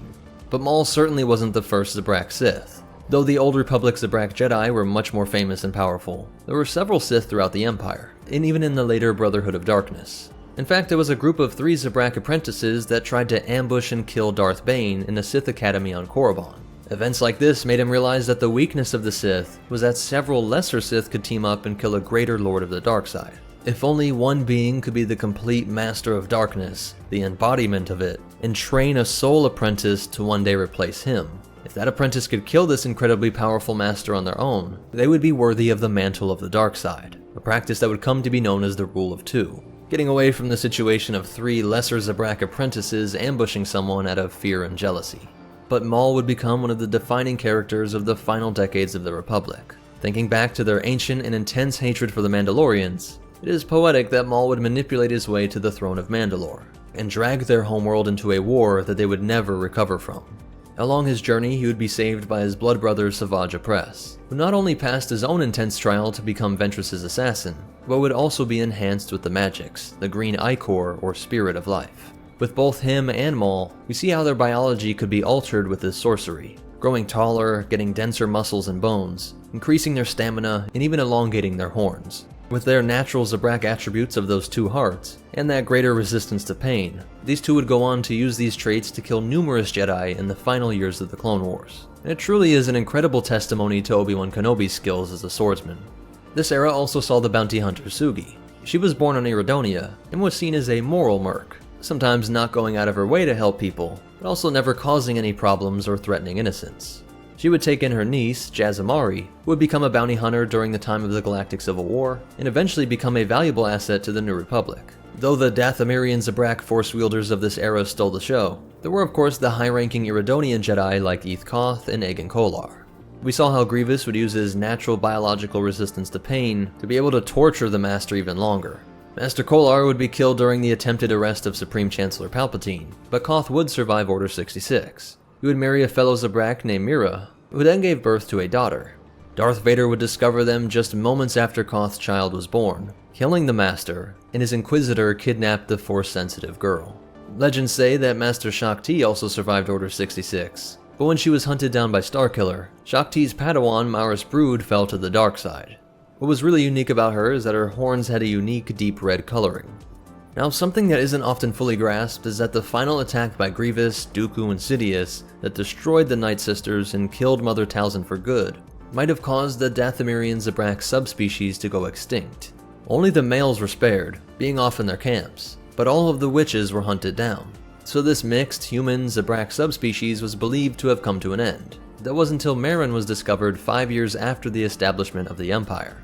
She and a few other Night Sisters did survive and were hiding out in the rubble of their once powerful coven. And though we can't be certain, perhaps this subspecies still lives on. During the chaos of this post-war era and into the Civil War, crime would flourish in many areas across the galaxy, often attracting Zabrak youth particularly, as they were stronger than most species in a fight, and were actively targeted by gang leaders, as a couple powerful, horn-headed beings in your crew had an especially intimidating look. Iridonia and all of the Zabrak colonies would feel the stranglehold of the Empire, who quickly undermined most of their industry and turned their population into a workforce to support the large stormtrooper garrisons that were springing up on all of their territory. That Zabrak spirit of independence and combativeness became a great asset to the Rebel Alliance, much like their flocking to the Old Republic thousands of years ago. This occupation of Iridonia was not tolerated. Guerrilla-style tactics killed many bucketheads in the streets of the Zabrak capital, and throughout the Civil War you would see numerous members of their species in rebel uniform. With the fall of the Empire, they would become powerful allies of the New Republic. And then over 100 years later, we get one last Zabrak that I want to mention, named Wolf Zazin. He was a Jedi Master during the Sith Imperial War and Second Imperial Civil War, fighting it out against Darth Krayt's Galactic Empire. And so that's it for their biology and history, but you definitely want to hear these cool facts and behind-the-scenes stuff. In the Clone Wars, there's this confusing conversation. Under the impression that Darth Maul's homeworld was Iridonia. Dathomir is the planet where Maul was raised. Iridonia is where the rest of the males of the species dwell.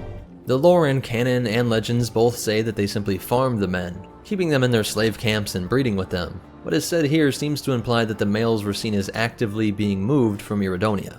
You can make sense of this by simply stating that they were unsure of how it really worked. The Night Sisters were one of the most secretive organizations in the galaxy, or that this did happen sometimes to sort of freshen up the ranks of men to pick from. This episode would make it the first time Iridonia was mentioned in canon, but it was first introduced in the novel Episode 1, Journal of Darth Maul, released in the year 2000. And I wanted to point out that the early contact with the Duros traders is from a role-playing adventure game. It has several endings, some of which result in minor political tensions between these people, but one has a small-scale war erupting on Iridonia, which would make it the first interplanetary war that the Zabrak ever engaged in, predating the Great Sith War and the Mando issues. The Witches of Dathomir go back to 1994 with the novel The Courtship of Princess Leia, though what's really interesting is that in 1985, the TV movie Ewoks: The Battle for Endor had the sorceress Charl. She was retconned into being a Night Sister, and because this takes place long after the mating with the male Zabrak slaves, it might be right to consider her a Dathomirian Zabrak. This would make it so that from a certain point of view, the subspecies actually predates the official introduction of the Zabrak in the form of Eth Koth in The Phantom Menace, which was released in 2001. So that's it for the Zabrak species. But most important of all, remember, if you ever have credits to burn, hire Zabrak and Mandalorian bounty hunters and give them opposing jobs. Then just sit back and enjoy the carnage, and the Force will be with you, always. Just a heads up, this has some major spoilers for the Mandalorian show, and I feel like just saying that already gives something away, but as much as I want your view, I would hate to spoil one of the biggest surprises. What's up, meta nerds? This video is going to cover all the different members of Yoda species in both Legends and canon. If you care about that distinction, I'll put a Legends logo on the screen. With that amazing surprise in the first episode of The Mandalorian, it got me thinking I should cover all the other members of the Yoda species. And right away we already have a cool point. Yoda species is the official name, with George Lucas wanting to keep Yoda's background a mystery. And as much as I like internally consistent lore, I actually really like that choice. But there is a good amount of information on other Yoda species throughout the millennia. So let's do it chronologically, starting with the first one, Vandar Tokar. He was born 4,225 years before the Battle of Yavin, and like Yoda millennia later, he would sit on the Jedi High Council. Vandar was one of the council members that Revan defied in order to attack the Mandalorians, during the events that would come to be known as the Mandalorian Wars. He was also the Jedi that Padawan Zane Carrick called after surviving the Padawan Massacre, an event that was basically Luke's trying to kill sleeping Kylo, but times 5. As Force visions made their masters think that the Padawans would turn to the dark side and destroy the Jedi and Republic. After eventually discovering the truth of the situation, he helped the Padawan that was being framed for the murders. And when Revan returned, he retrained him in the light side. Vandar would direct Revan and Shan to locate the Starforge, and he even survived Darth Malak's attack on Dantooine, all before participating in the Battle of Rakata Prime. And just some cool tie-ins to point out here, the Jedi Enclave at Dantooine was one of the most important during the time of the Old Republic, and this planet is mentioned by Leia in A New Hope. Dantooine. They're on Dantooine. And during the fighting of this Jedi Civil War, Vandar fought alongside Admiral Forn Dodonna, distant ancestor of General Jan Dodonna of the Rebel Alliance. Vandar's death would come in 3952 BBY, when his life force was consumed by Darth Nihilus, in one of the darkest and most insane events in galactic history. His legacy was great, and so to honor him, the Jedi Order had an Noeticon created, a more advanced holocron variant that contained a highly accurate AI representation of Vandar, so that later generations could come as close as possible to speaking with this great master. As for his powers, he would dual-wield lightsaber Shotos, the smaller blades that Yoda uses, while specializing in the abilities of Force Suppression and Sever Force. Both really controversial moves that were seen as cruel by most Jedi, as it made the victim feel as if they were permanently cut off from their connection to the Force. And it's interesting to note that he is the only Yoda species to have a last name, but both he and Oteg would speak with normal grammar. Some believe that this is because they were discovered by the Jedi Order earlier in their lives, and so they never picked up that manner of speaking like Yoda and Yaddle. Oteg was born in 3843 BBY, and became a great military leader as well.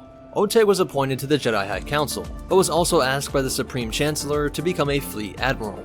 He led an expeditionary fleet from the bridge of his Valor-class cruiser named Telos. Oteg would run into the ghost of Mitra Surik and eventually free Revan. But beyond that, not much is known about this short-statured fleet admiral and Jedi master. It wouldn't be for another couple millennia before we see the next member of this species. Its name was lost to history, but the stone monument survives to this day. 1,000 years before the Death Star was destroyed, the new Sith Wars came to an end. A powerful attack called the Thought Bomb trapped the souls of 100 Jedi and the entire Brotherhood of Darkness. One of those Jedi was of Yoda's species, and his Padawan went back to this site 10 years later to carve out an enormous monument to the Army of Light. As fate would have it, Yoda was the only Jedi to discover the existence of this valley, though he later did teach it to Luke. 300 years after this, we meet Minch. Active in the year 700 BBY, he was a Padawan to the Zabrak Master Tadai. They were sent to investigate reports of Dark Jedi, and in the opening battle he was insulted and eventually defeated. And he would have died if not rescued by his Jedi allies. The Dark One would not reveal the location of his master, but they were able to track the fleeing vehicle to the remote Dagobah system. Minch's master wanted them to wait for reinforcements, but eager to prove himself, the Padawan pursued to the planet's surface. He got sight of the Dark Jedi Master, who ran into a cave.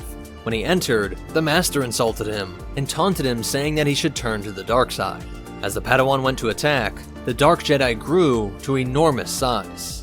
Then when he was finally cut, he simply became countless versions of himself, all swarming Minch. But as this vision subsided, he saw that the Dark Jedi had received a fatal blow. But his adversary simply mocked him, saying that he could feel Minch drawing deeply on the dark side of the Force. The Dark Jedi would die there, but this cave would forever be a nexus of dark side energy, pulling out one's deepest fears and insecurities for years to come. Now at this point, Yoda had already been born, but was still just 196 years young. His story is of course a long and complex tale that we'll cover in a separate video. But in the year 509 BBY, we see the birth of Yaddle. She is the first and only female of the species that we have met, and Yaddle starts getting involved in peacekeeping operations at around 200 years old.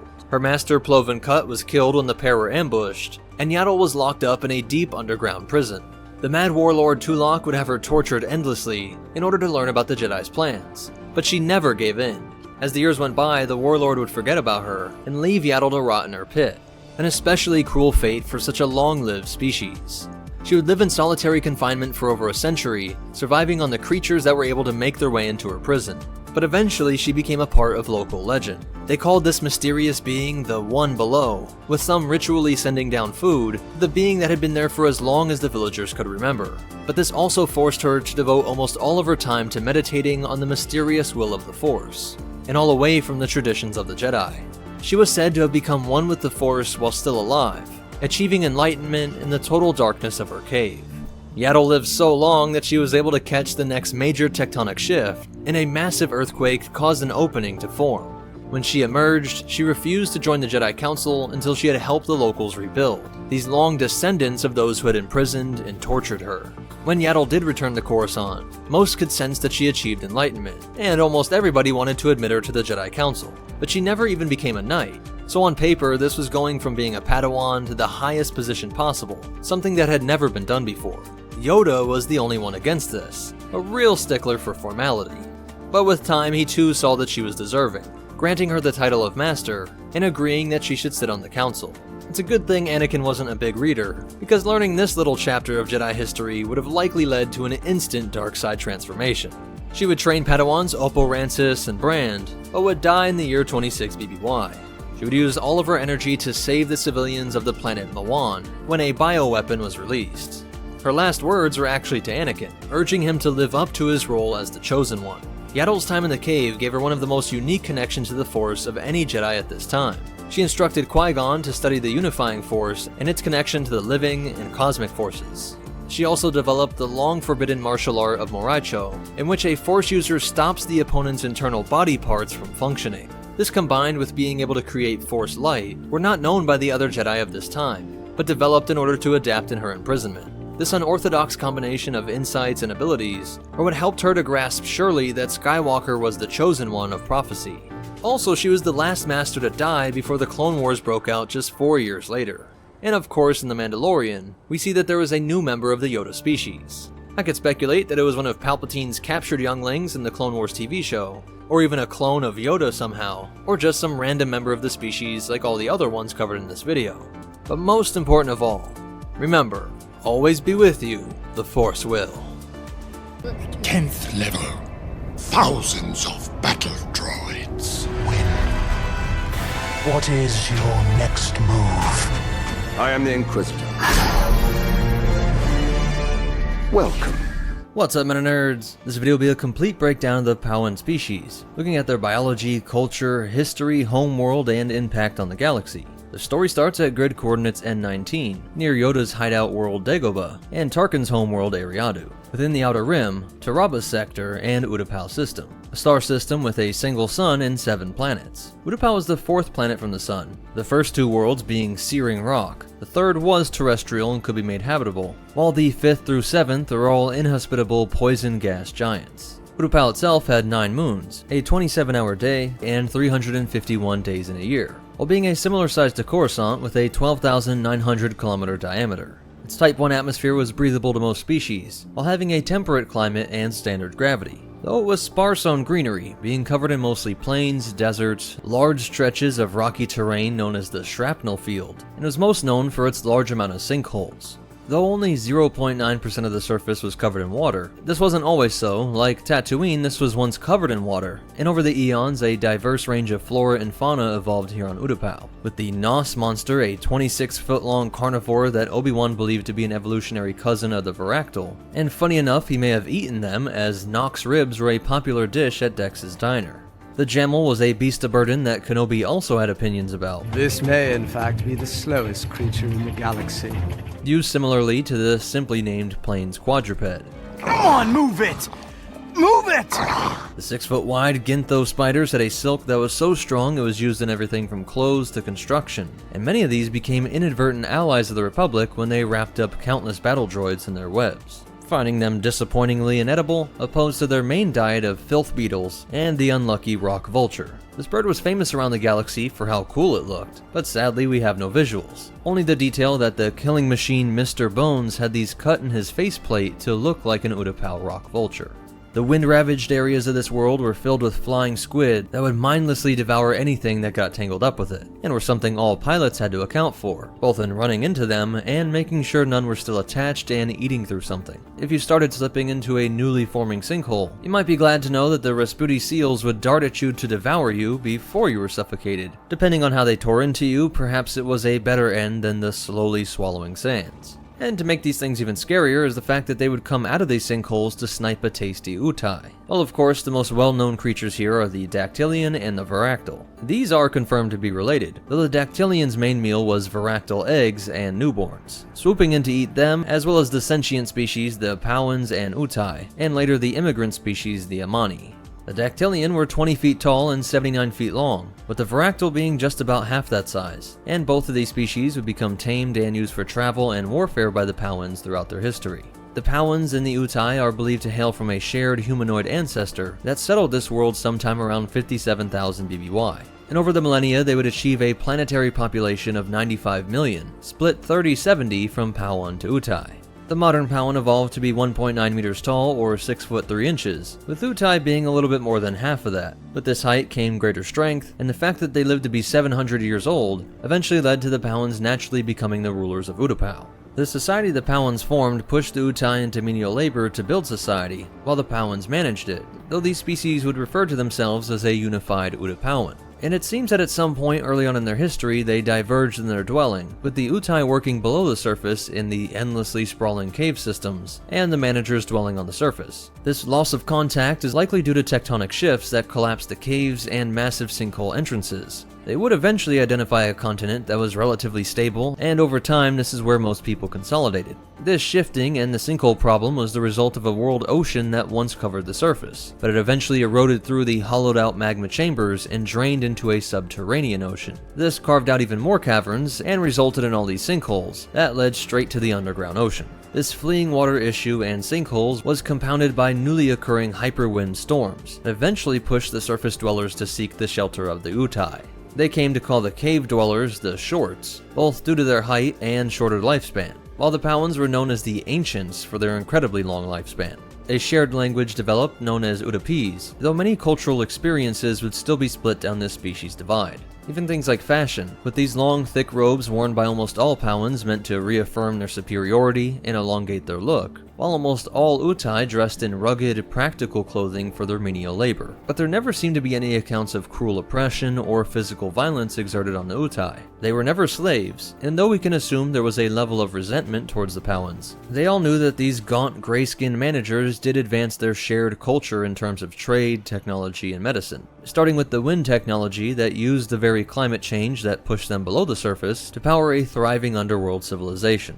And the best way to understand their cities is to look at their capital, Pau City. The city lined the surface of the sinkhole, totaled 11 levels, and housed 1 million people, making it the largest on Utapau.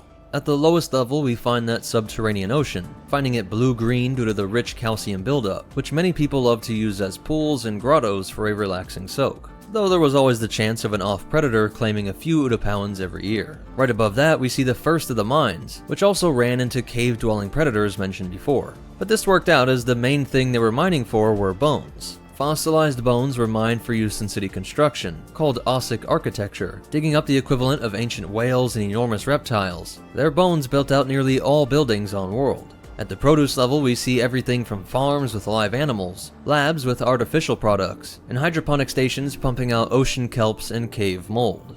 While both species preferred to eat raw meat, not cooked, which most often was slaughtered that day, using little to no cooking or refrigeration. Most of the Utai lived down here also, and would have spent most of their lives in this level and below in the pools, working to process the bones, minerals for export, and meats and greens for all society, sending it above via high-speed turbolift and the larger freight elevator. The wealth level was where all of the water was processed, desalinated not just for drinking, but also for separating other valuable minerals. Some wealthy Utai did make it up here, but it was almost all Pau'ans, managing the start of these landing stages and ports, with bulk shipments of raw minerals being the most valuable export, though the exotic beast trade brought fractals across the stars for gladiator rings and races. This level was also where tech would be produced, everything from household electronics to starfighters like the P-38. Moving up, we see how these smaller ports could accommodate large craft like core ships, with these larger rectangular structures being the air traffic control, which managed the hundreds of ports that saw a constant stream of commercial, diplomatic, tourist, native, and military craft. In this main area of Pau City, we find Timon Madan Plaza, named for the unifier of Utapau, right next to the council chambers, Off-World Trade Commission,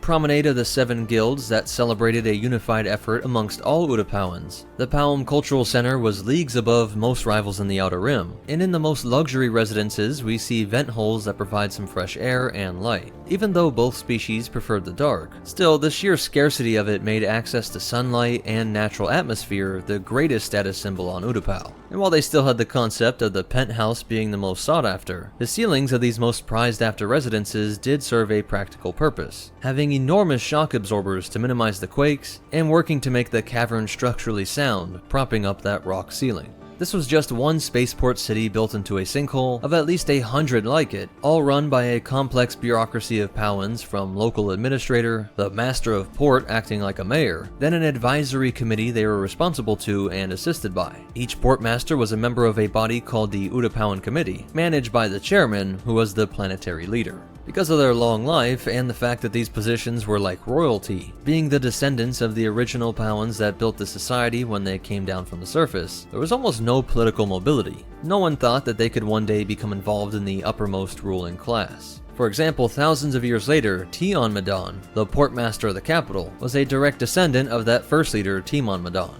The security forces kept the cities in check, using mostly domesticated dactylians and fractal, along with blasters and vibroweapons. But the only real civil unrest they faced was minor rivalries between cities, though they almost never resulted in bloodshed, either from major riots or warfare, and this came from each city being essentially tubes that were isolated from each other, resulting in them each developing a rich culture. Eventually some distinct philosophies and art styles, which at most called for some reform, but again even the committee hardly ever had to step in. Almost all city problems were resolved within that city, and without violence. A surprising history for a people whose mere appearance was known to scare even the most traveled galactic citizen.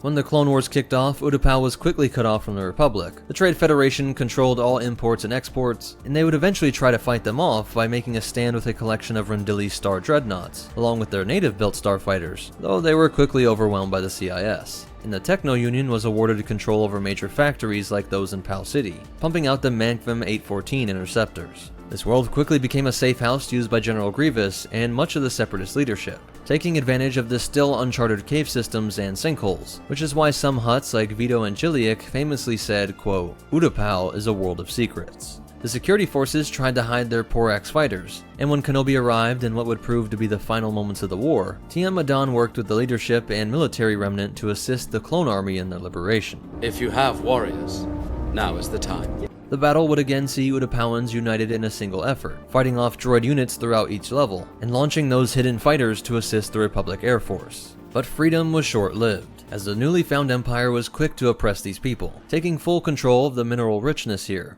and exporting the natives off-world to develop other difficult worlds, while many of them ended up as slaves on Biss. Here we see another united Utapauan force, as the Pau'ans and Utai played a major role in the Rebel Alliance, seeing victory at Endor, and a quick purge of all things Imperial from Utapau within a few months. When the New Republic was formed, this planet chose to join, giving up a historic independence, and this political involvement almost saw an end of their species. When Darth Krayt rose to power, he was opposed by the Utapauans, prompting the Sith scientist Vol Ison to prove just how well hidden things could be on this world, as he established a lab close to the capital which was able to produce a deadly virus that would exterminate the species. He was moments away from unleashing it when Cade Skywalker was able to cut him down and save this world. While their history was one of mostly peace, the most famous two individuals from these people are both powerful dark side killers. Darth Desolus of the Old Republic era, born around 3522 BBY, and the Grand Inquisitor. He was a fallen Jedi, and there was at least one more Pau'an Jedi named Lar Leung, who fought during the Yuuzhan Vong War, and may have fought during the Clone Wars. So that's a further breakdown, and as for behind the scenes facts, in the year 49 BBY there was a rumor that deep underground waters had a mysterious healing property.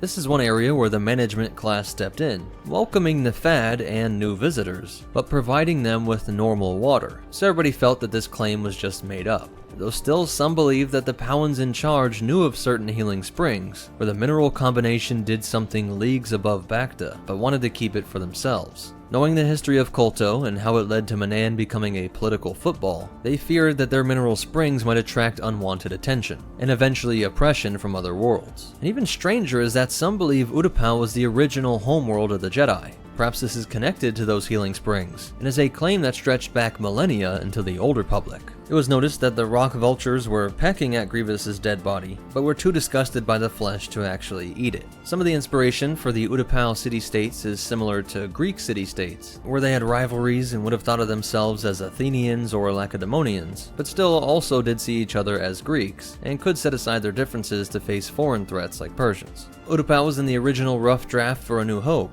and it even made it into the second draft before the name of this world was changed to Tatooine. Apparently, Lucas really loved this name as it was going to be the Queen's homeworld in Episode 1, before that became Naboo, and we finally see it in Episode 3 with the Pau'an species. But still, the design of this people were originally for the natives of Mustafar, and the Pau'an were to be lemur-like people, a design which became the Lurmen in the Clone Wars show. When this design was finally to be the inhabitants of Utapau, the artist took inspiration from African tribal masks and used both prosthetic makeup and CGI for the movie. Why they couldn't do this nearly 20 years later confused a lot of people, especially now seeing that the Grand Inquisitor didn't do a lot of fantastic acrobatics. A lot of this info came from the New Essential Guide to Alien Species, Complete Locations, Visual Dictionary, the Atlas, and a bunch of comics. But most important of all, remember, never be too proud to ask the cave dwellers for help. And the Force will be with you, always. Men of Ryloth, the time has come to free ourselves! It's a Kalikori, a revered Twi'lek heirloom, passed from parent to child through generations. To see what the Empire has done to our world. They plunder our wealth and sell our people into slavery. This ship must burn, for all Ryloth to see. What's up, Meta Nerds? This video will be a complete breakdown of the Twi'lek species, using everything from both canon and legends, understanding their biology, culture, history, and impact on the galaxy. If you learn anything new, please hit the like button to help promote the video on YouTube, and comment any questions you still have or suggestions for future videos, as I at least read every comment and try to respond as much as I can. But with that, let's head back to around 36,000 years before the Battle of Yavin. Right away, we are met with a mystery that has never been fully understood. The Rakata were an ancient race that conquered their masters, the Qua. and established their galaxy-spanning infinite empire. This empire ran on technology that tapped into the dark side of the Force, literally using it as fuel, and also as a means of acquiring personal strength amongst its leaders. One of the rules of the universe is that the Force always strikes back, and they noticed that this uncontrolled drawing on the dark side was leading to defects and degeneracy in their species.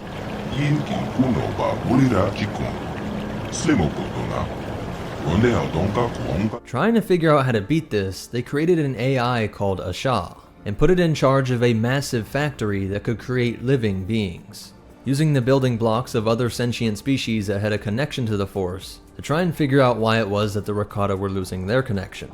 My children are as numerous as the Rakata once were. I called them Twi'lek, Zabrak, Eshka. The mystery comes in that the Tho'yor, the ships from the Force Nexus world of Tython that brought countless Force-sensitive species to Tython, did pick up Twi'leks in the year 36,453 BBY, a time that would have been during the peak of the Rakata's infinite empire, supposedly before they started this experiment with the Shah. So we are left to wonder if the Twi'lek species was actually created by a machine, or if it was just replicated by a Shah, creating a sort of subspecies, with the true original Twi'lek species developing naturally on Ryloth. This is important because this seeming contradiction may actually be the missing link to understand why Twi'leks differ so dramatically. So keep this in mind throughout the rest of their story, a story that starts off with us understanding their biology. The first thing most species notice about these people is their head tails, or leku.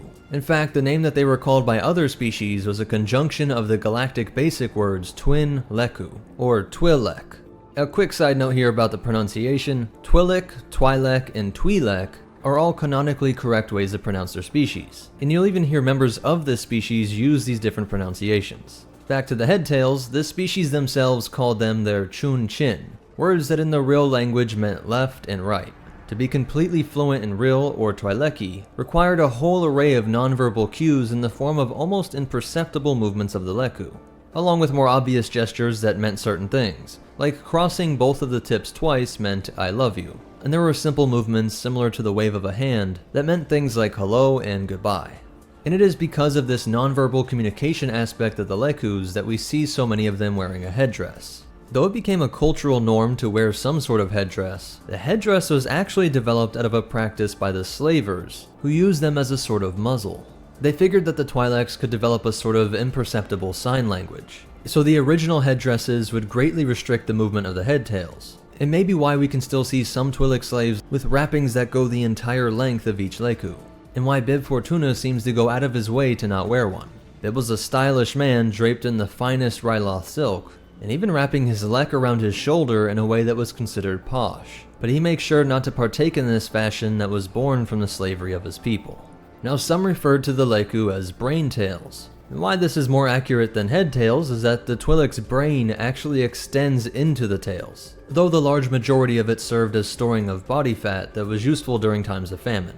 Newborns do not have these tails, so their brains and skulls are growing with the leku for those first couple of years, with everything reaching maturity at about the same rate as humans. And this connection to the brain is why you can knock a Twi'lek unconscious by yanking on their leku, something that resulted in countless deaths in cantina brawls, or at the hands of pranksters and other species in densely packed urban environments. And then there were the cases of head tails being damaged that also resulted in brain damage, and even a cyborg Twi'lek by the name of Rihanna Seren, who had part of her leku cyberized. I should also mention that they were prehensile, meaning they could use them to grab things, which makes you wonder if there was ever a time in early Twi'lek history, or at least with some common evolutionary ancestor, that they might have used these head tails for balance or an extra pair of limbs to hang from things and swing through the forests or navigate the deep cave systems. Adding on the weirdest note, the cultural aspect of the leku shape and size that makes them something of a status symbol. While there were culturally developed, complex, and abstract ways that the girth and length of one's leku was a sign of wealth and power, the less abstract and more blunt fact about it was that these were erogenous zones, places on the body that were sensitive to sexual stimulation, and to both males and females, the bigger the leku, the sexier, making Coruscant biologists list the leku as playing a crucial role in sexual selection. Make it even weirder, there was the odd case that some Twi'leks would have 4 lekus. This does seem to be incredibly rare, but is actually found in one of the most famous members of the species, Orn Free Taa. though I would suspect that his other physical features took away from this great natural endowment. I doubt even with these 4 Lekus that he was anything of a ladies' man. The rest of their biology is very similar to all the other humanoids out there, with a pair of arms, legs, and eyes, and then a nose and a mouth, but their ears do differ. In males it was very similar to humans, but the females had what were called ear cones. Both sexes had blunt teeth, but it became a cultural norm for the men to sharpen them to points. And thanks to the Chiss, who have a sort of heat vision overlay to their eyesight, we find out that the Twi'leks have a higher body temperature than any other humanoid species. Neither sex had body hair except for their eyelashes, which was most likely a very useful adaptation to the harsh sandstorms that could kick up on Ryloth. They did not have eyebrows, though some females would paint them on or get eyebrows tattooed in order to be more attractive to humans. And then there were a couple individuals that are considered to have genetic mutations, as they do sport armpit hair and chest hair. There's also a wide difference in the expression of these skull nodes, some being incredibly prominent, others barely noticeable, and some are shaped so much that they look like a different species. While there's also the odd fact that they come in so many colors. Their skin color and eye color have more variety than any other species in the galaxy, with each coming in just about any color you could think of, and in any combination, along with different color stripe patterns and mottling. Each of these colors was about equally expressed in the population, though there was some belief that there was a subspecies that developed into the red and blue hues. Blues were called Rudians, and were the most common, while the red were called Lethan, and were the most rare. All of this variation, from the number of Lekus, hair and color expression, head nodes, etc., left many biologists to wonder if this was solely the result of natural mutation, or the result of genetic manipulation by some advanced alien species. Perhaps evidence of the Rakata and Asha involvement, the artificially created Twi'leks mixing with the naturally evolving ones. Here I should note that some later researchers in the New Republic felt that the Yavitha species was a genetic relative to the Twi'lek, though why they thought this isn't really clear. As for their diets, they were omnivores, even having multiple stomachs in order to process just about any sort of calorie source they came across. This was likely developed out of the incredibly harsh conditions on Ryloth. Their homeworld was tidally locked, meaning it rotated with one side always facing the sun, and the other side always facing the darkness of space. So this temperature difference created intense weather conditions, in a climate that reduced their forests to a band along the equator, with some bioluminescent jungles on the dark side. Heat storms were a catastrophic seasonal issue that were faster than a Category 5 hurricane and hotter than an oven, enormous storms that would consume the Brightlands. Throw on top of this the terrifying creatures like the Dalshem, Lilac, and Gutkur, and you can see why the earliest of Twi'leks developed by setting up in this world's deep cave systems. They came to eat small rodents and various types of mosses, which really pushed the capabilities of their stomachs. Over time they would domesticate the Rykrit and expand their cities out of the caves, but never far from the cave openings, mostly carved into the face of cliffsides, with some smaller buildings and villages nearby. Even the capital of Lesu, although it appears to stand alone from the mainland, is likely connected to a vast series of underground caves, or at least artificial tunnels that connect to other cave systems. And for almost all of their history up to this point, they were a civilization that was supposedly relatively peaceful and modest, having close family ties and their highest technology being things like wind turbines, but nothing advanced enough to allow them to be a spacefaring race.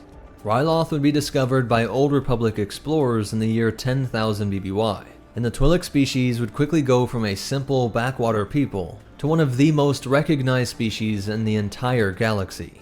Ryloth is located in coordinates R17 in the Outer Rim, but it was along the important and lucrative Corellian trade route. The only problem was there wasn't much to trade.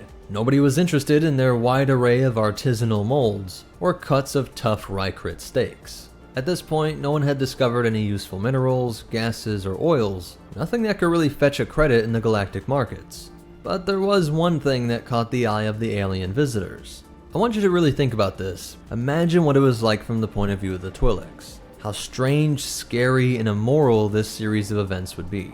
They went from not having any kind of spacefaring capabilities, not even reaching any of Ryloth's 5 moons, going from that to being contacted by a federation of aliens that contained not just one, but multiple strange species, all saying that there was a booming galaxy of trillions of individuals all partaking in the miracles of an interconnected galactic economy.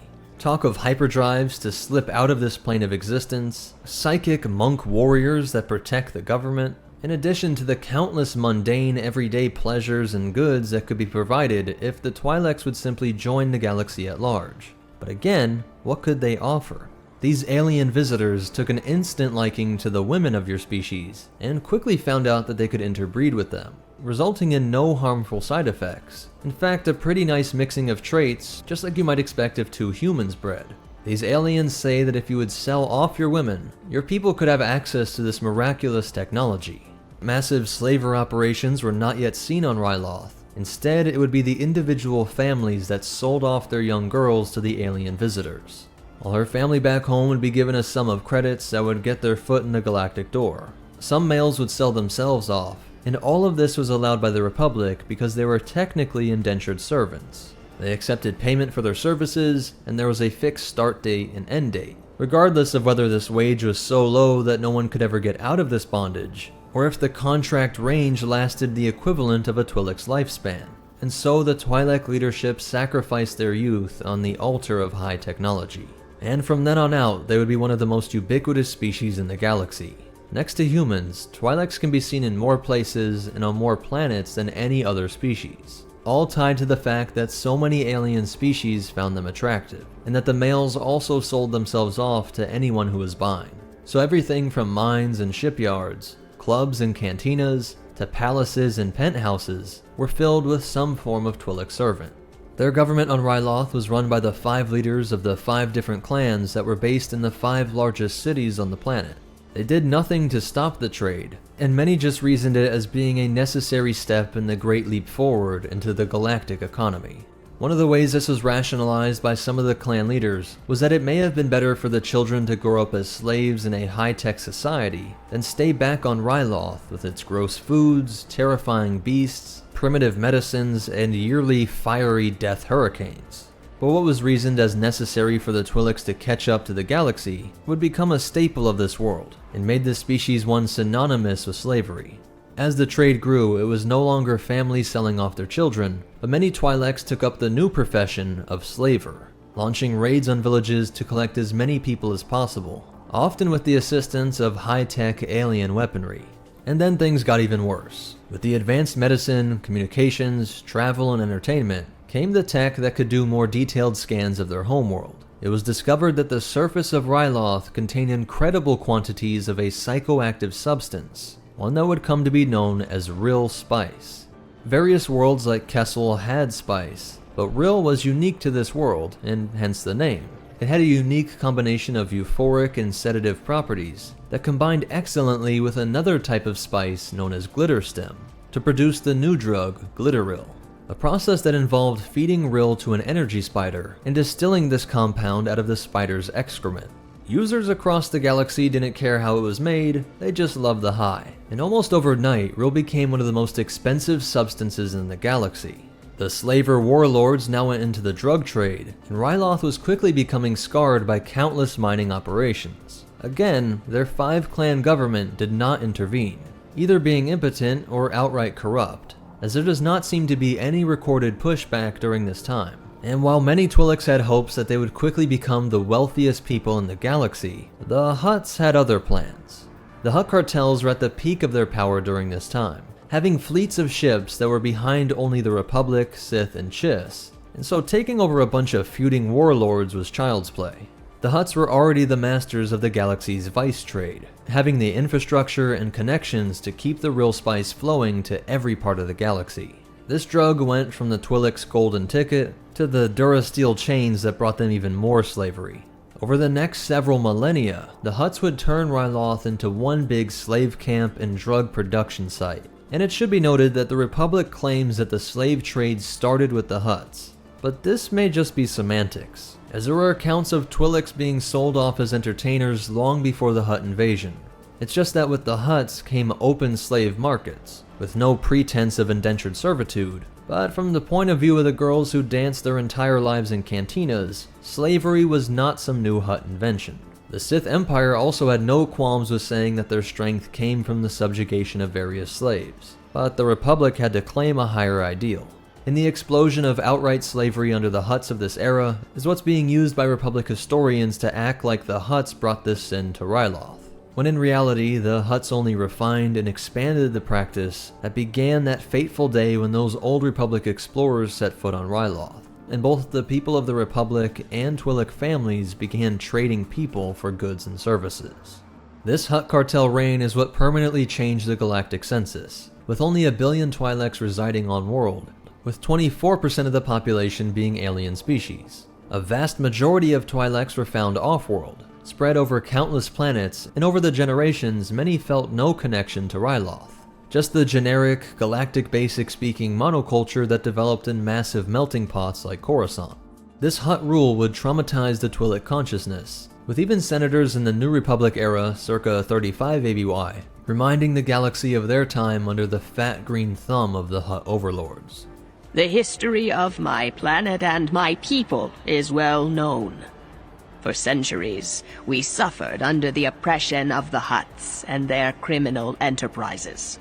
This terrible fate was somewhat assisted by a cultural mindset that was instilled by the weather of Ryloth. With things like those massive heat storms, there was a popular proverb that said, "You can't defeat a storm, you must ride the storm." The Twi'leks that sold their own people during these ancient times, and even the later Bib Fortuna, used proverbs like this to explain their behavior, thinking this slave economy was an enormous storm produced by the conditions of their place in the galactic economy. Just as Ryloth suffered from its place in rotation, the Twi'lek could not defeat the slave trade, better to find their place in it. But I need to point out that obviously this was not accepted by all Twi'leki. There were many Twi'leks that possessed incredible connections to the Force and were picked up by Jedi or Sith, and others were able to work their way out of indentured servitude and establish legitimate businesses across the galaxy. Not every family sold off people to the aliens, and many were able to find lives that were full of a sense of righteous honor.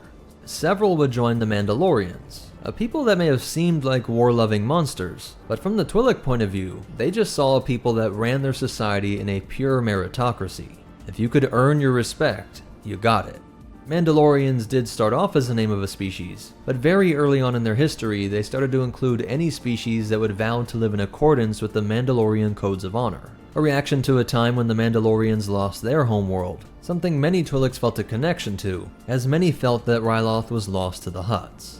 The Twi'leks were one of the most abundant non-human Mandalorians, rising to high positions in many clans, and even inventing things like the Cherokee starfighter. In the year 3643 BBY, a slave revolt aided by off-world forces was able to drive the slugs back onto their ships and off of this planet. But things really didn't get a whole lot better. The clan leadership did not figure out ways to develop any new industry, just continue the lucrative spice operations. Essentially, they became the new warlords, and the Hutts simply used their control of the black markets to dictate the prices of Rill. To the point that the Hutts may have actually been making even more profit by just letting the tailheads deal with managing the mines. And then you might think that they might start to turn away from slavery, but their leaders actually felt that if they cut off the supply of slaves, some other powerful off-world force may come and take them over. So the spice and slaves flowed for the next couple thousand years, all under Twi'lek leadership and with no meaningful intervention by the Republic. Just occasional lip service by senators seeking votes, but at the end of the day it was just some Outer Rim problem. The Republic let countless wounds like this fester for thousands of years, eventually leading to the push to secede, a movement that came to a head in the Clone Wars with the rise of the Confederacy of Independent Systems. Senator Ornfree would keep Ryloth in the Republic, but the population was torn about 50-50 on who to support. There were good arguments for both, as the Republic had undeniably let them suffer by not intervening for what was now 10,000 years, but some of the companies and member worlds within the CIS were the ones currently profiting off of their slave labor. And although you might think that the Republic aligning with the Hutts, the hated once overlords of the Twi'leks, would make it so they could never align with the Republic, it seems like the clan leadership and senators actually liked the fact that the Hutts were official allies. Ryloth's whole economy still revolved around serving the Hutts, so really their choice was decided for them when Jabba pledged his cartel to the Republic. In an attempt to strike a monetary blow to the Republic's powerful Hutt allies, Dooku launched an all-out planetary invasion of Ryloth early on in the war, showing that the clan leadership was correct in identifying that they would never be allowed to work with the Hutts and be a part of the CIS. If Dooku could hold Ryloth, perhaps he could get Jabba to go back on his word and at least be neutral during this conflict, allowing neither the CIS or Republic to travel through Hutt space or use it as a staging area, something that would hurt the Republic a lot more, as most of the Outer Rim was under the control of the CIS. Though about half of the Rylothans welcomed the CIS as liberators, the Twi'lek resistance movement rose up to face the droid army. Cham Syndulla would work with the Jedi and Republic forces to eventually capture Wat Tambor. The success of Syndulla's forces led to a new populist movement that opposed their clan leaders and senators. All these past years of talk had been framed as pro-CIS or pro-Republic. The majority of Twi'leki were now calling for an independent Ryloth. And at the end of the Clone Wars, the Empire actually granted this wish. Ryloth was finally a free world. And if this seemed too good to be true, that's because, of course it was. This is Ryloth. The sleazy Senator Ornfree Taa convinced his people to allow him to stay on as senator, but promised this was only a name, a formality in this tumultuous transition to Empire, but that officially they would be free. Emperor Palpatine was fine with taking away whatever powers from the senator that the tailheads asked for, because they were too slow to pick up on the new position of Imperial Moff. This was where all the power was in the time of the Empire, and Moff Delian Mors was the effective ruler of Ryloth. Let the Twi'leks form whatever on-world government they wished, it all had to pass through the Moff. After 5 years of this, Cham Syndulla reformed his fighters to what he would now call the Free Ryloth movement. This was a network of hundreds of spies and soldiers, and not just from the Twi'lek species, that would raid dozens of Imperial sites ranging from outposts to Imperial Star Destroyers. Cham decided that the full force of his movement would be used to take out Palpatine and Vader all in one attack when he learned that they were visiting Ryloth via the ISD Perilous. Space mines, repurposed vulture droids, and even rebels posing as a rescue crew still could not bring about the deaths of their targets. His daughter Hera Syndulla would see that this empire was too skilled, too large, and too powerful to be taken out by just Rylothans. She felt this newly forming rebel alliance was their answer, while her father felt that she would just be replacing one master for another. But after a decade, she would be able to get her father to see that the Free Ryloth movement and Rebel Alliance could and needed to be allies. During the Clone War, you didn't just fight for a village. You rallied everyone to liberate the entire planet. You inspired me. The rebellion is no different. After Grand Admiral Thrawn brought the full might of his empire to bombard Ryloth into submission, hoping to force them into giving up the dissidents amongst their population. During Thrawn's campaign, we see how much he studied the Twi'lek culture. It's a Kalikori, a revered Twi'lek heirloom passed from parent to child through generations. Now think about just how large the Syndulla compound is, how she still has this connection to her ancient family ties, and how that old proverb about riding out the storm may have applied to her ancestors. I don't want to say that any successful family on Ryloth has to be tied to spice and slavery, but if the Syndullas were, it does put Hera and Cham's movement in greater context. Not just rebelling against the corruption of the Republic and then Empire, but standing up against thousands of years of Twi'leks accepting and becoming complicit in this corruption. They would continue this fight for the next several years, battles which prove that betting on the Rebel Alliance was the right move, and these new allies would actually help them continue the fight on Ryloth, eventually completely freeing the world from any foreign influence in the year 5 ABY. And for once, they actually stayed free. They elected a former Twi'lek rebel soldier named Yendor to be their representative in the Senate, but just as an emissary, providing the Senate updates on the Twi'lek's wishes and their opinions on galactic policies, but not being bound to the decisions of the Senate. And then he would provide updates on galactic affairs to the more democratically elected government on world. The only threat to their peace came around 30 years later.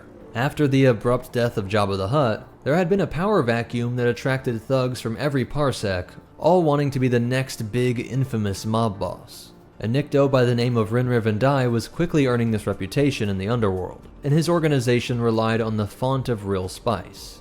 Emissary Yendor would travel to Hosnian Prime to make a plea to the New Republic, pointing out that this was not just a Ryloth problem. Rin Riven's cartel presents a danger to Ryloth's future. Tomorrow, however, it could threaten the rule of law in the New Republic itself, as the Hutts did in both the Old Republic and the Empire.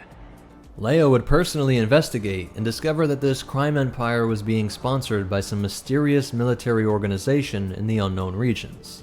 The First Order was using Ryloth as a way to poison the galaxy at large, investing enormous amounts of credits into the spice trade, reaping incredible returns on this investment that fueled their war machine, while also weakening the citizenry of their soon-to-be enemy. And in this time, the ethic of fierce independence instilled by Cham worked to nearly get the Resistance killed. After Leia reached out to contacts on Ryloth to provide her ragged fleet a place to hide after their devastating loss on Crate, they found a great hiding spot in one of the thousands of cave systems of Ryloth. But the FO received a tip that they were harboring Resistance fighters. They set up capital ships in atmosphere, threatening a full planetary bombardment and blockade if they were not given the location of the Resistance members. Leia's forces tried to scramble, but they were betrayed, and the FO swarmed the cave system and compounded the losses from Crate. Poe Dameron was more morally defeated by this, saying the Twi'leks' betrayal made him lose hope that they would be taken in by anyone. But this was just the result of his ignorance of Ryloth history. We have to see why the Rylothans would be afraid to be dragged into another war with galactic superpowers. The Resistance endangered them by hiding out on Ryloth, and while it's true that the FO would have almost certainly returned them to slavery, this reaction was understandable with the Star Destroyers in orbit. But after the destruction of the First Order, Ryloth would see the longest stretch of peace in 10,000 years. No longer a world that was only exporting spice and slaves. They worked to rebuild and unify the Twi'leks that had been spread throughout the stars. So that's it for the complete breakdown, but you definitely want to hear these cool facts and behind the scenes stuff. I got into more detail on this in Bib Fortuna's Complete Life video, but after laying out all of the slave history, I thought I should mention how Bib was an evil genius. He says that he wanted to uplift his people out of slavery and spice, and hoped to take over the Hutt cartels from within, eventually developing the Twi'leks into spy masters and assassins, using the fact that the galaxy just took for granted that a Twi'lek must be a lowly servant, and turning that into their advantage. Nobody would suspect them, and they were ubiquitous, not really out of place anywhere, from a Coruscant penthouse to a Tatooine cantina. His plan was never realized, but Hera would help to change the perception by becoming one of the most beloved veterans of the Galactic Civil War, after she achieved the rank of general. Toward the end of the Civil War and into the New Republic era, Wedge Antilles was working alongside Twi'leks, and they explained that his name, if read in the normal way, actually translated to one so foul he could induce vomiting in a rancor. But just by dropping a letter and using their comma name breakup convention, they referred to him as Wedge Antilles, which was much better and meant Slayer of Stars. The first appearance of a Twi'lek was Bib in Return of the Jedi, but the name Twi'lek was not mentioned until 1987 in the RPG guide The Star Wars Sourcebook. One of the Clone Wars writers, Henry Gilroy, said that he and Dave Filoni created the Liberation of Ryloth arc to help show a different side of the Twi'leks other than the sexualized depictions of Aayla Secura, Darth Talon, and Ula, but also that choosing the Twi'lek was great for that first season because it was easier to work off of the human templates. The French accent that the Twi'leks used was something that was specifically chosen by George Lucas. There's no official explanation as to why, but many fans think that it's a reference to the French resistance fighters during World War II. Originally, the Twi'lek species could not interbreed with humans, explicitly stated in Order 66, a Republic Commando novel, and Imperial Commando 501st.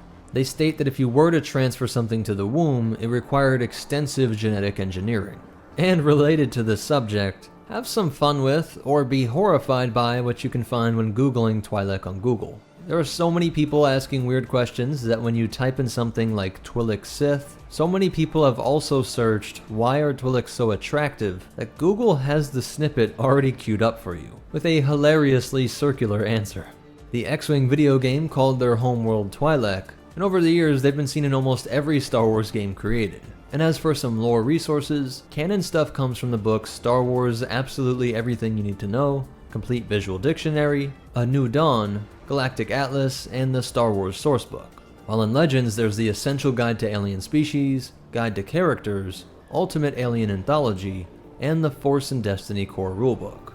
So that's it for the complete breakdown of the Twi'lek species. The question to you guys is, how do you think the Twi'lek people should have responded to the alien visitors? We see tons of species that stay with the culture and tech they had pre-first contact. They didn't sacrifice their people to get all kinds of new stuff. But then again, the entire galaxy wasn't after Tusken or Wookiee women. So what do you think they should have done? And also comment what video you'd like to see next. If you made it this far, could you please attack the like button like a glitteral fiend? But most important of all, remember, if you're going to sell your people off to join the high-tech galactic economy, use your slave and spice profits to actually develop some high-tech industries. And the Force will be with you. Always. The Togruta are a people of contradictions. Seen as elegant and beautiful, savage and tribalistic, feared for their deadly poisonous bites. Also a peaceful, egalitarian society with a Force tradition that predates the Jedi Order. While thinking Grandma should be left in the woods to be eaten by an Ackle if she can't run anymore. What's up, meta nerds? This video will cover the Togruta. Everything from breaking down their planet, seeing how it influenced their biology, and how their society came to form and change over the years, giving the galaxy some of the most interesting characters of all time. So let's get started by looking at their homeworld of Shili. Located at grid coordinates L8 on the galactic map, in the expansion region, this is a planet with an oxygen-mixed atmosphere, temperate climate, and standard gravity. The terrain was also very similar to Earth, with large seas, plains, savannas, rainforests, and tall mountain ranges. Interestingly, Coruscant census workers have never made a count of the total population of Shili, but we should expect that it would at least be in the millions, if they had colonies like Kiros that had 50,000 Togruta. The Togruta are said to have evolved from a common ancestor with a very similar looking but more primitive species. The tall grass that can be found all over this world was called Teru, and it had different shades of red and white stripes, resulting in a lot of species from predators to prey both having these stripes and coloring. Most Togruta fell between a height of 1.5 to 1.9 meters, or 4 feet 11 inches to 6 feet 2, making them similar to most humans, and about twice the height of an Ewok. And though most had colors in the red to orange range with that white coloring, there was an incredible amount of variation. Skin color could be white, yellow, green, blue, or purple, with eye colors that were just as varied, including solid black eyes. Their average lifespan was 94 years, which is longer than humans but doesn't come close to species like Wookiees that could get well into the hundreds. But perhaps their most striking physical feature are those things on their heads. Upon first seeing them, some think that they are just ornamental headdresses, but they are actually a part of their biology. They're called montrails, and are similar to the head tails or lekus of the Twi'lek species. But despite this similarity, Coruscant biologists say that there is no reason to believe that these two species are linked, not descended from another like with the Aqualish and Harch, or the Duros and Neimoidians. These montrails were not simply fleshy appendages, but served a crucial function in their survival. They're hollow from the side of the head up, often described as the horns, and the inside is just a series of chambers that allow it to work like a massive echolocation organ, that when fully formed would give them the ability to detect prey movements within 25 meters, or 82 feet. And these montrails are present at the time of birth, eventually growing into these two horn-like protrusions above the head, and one shorter and thicker one on the back of the head. These would continue to grow throughout their lives, but really take off after adolescence. What may be the most important takeaway from studying these species is that they are proof that culture can affect your connection to the Force, as on the whole, Togruta on average have slightly less midichlorians, yet have a much higher per capita number of Force sensitives. This is thought to be due to the fact that their culture for tens, if not hundreds of thousands of years, was one focused on the interconnectedness of all things. From birth, they were taught to always be conscious of the feelings of others, even the animals that they hunted, trying to secure as quick and painless a death as possible, actively trying to be mindful of all the things that bound all life together. And in the case of their hunter-gatherer lifestyle, that meant understanding and accepting the circle of life. And this mindset seems to have brought their species closer to the Force, closer to being in tune with the thing that binds everything in the galaxy. It's an energy field created by all living things. It surrounds us and penetrates us. It binds the galaxy together. Now that being said, they're not a bunch of blue milk sipping monks. The Togruta, as well as the Thespasian species, scared a lot of other beings with how they eat. Their large incisors would go right for the spinal cord of small rodents like the Thimirs, killing them instantly, but the Togruta would also eat the rodent while it was still spasming. These death throes were perceived by outsiders as the Thimiars reacting to a deadly poison, injected via the Togruta's snake-like fangs. Most wouldn't remember their high school xenobiology well enough to understand what was going on, and many Togruta used this to their advantage, leaning into the myth that they had a deadly poisonous bite, and watching as off-worlders treated them with more fear and respect. Many of the ways that they would connect to their environment for hunting purposes morphed into a reverence of this connection in later religious ideas. Their montrails made them connected to the air pressure and sound waves, and they would hunt without shoes to feel the ground and sense any movement. And thus later beliefs would make this idea more abstract, and you start getting ideas that covering the head, tails, or feet were seen as ways of cutting you off from what we would call the Force. So they weren't just clothing choices, but something with a spiritual significance. This hunter tradition also influenced the village layout and architecture. They would all pack into communal living quarters, with the families all on top of each other, all codependent for gathering resources. As soon as you were able to throw a spear, you would join in the hunts. The whole village would hunt together, and each would share the food equally. Some outsiders held up this egalitarian society as a model to copy, but they conveniently overlooked the Togruta's other unique social practices. It was rare for a Togruta to die of old age. Most of those who died did so during the hunts, falling behind and being left by their friends and families, injured by the animal or environment, or just outright being killed by the local wildlife. The Togruta would not help anyone who couldn't make it on their own. It could be anything from a broken leg to sickness. If you could not recover and make it back under your own power, you were left in the field.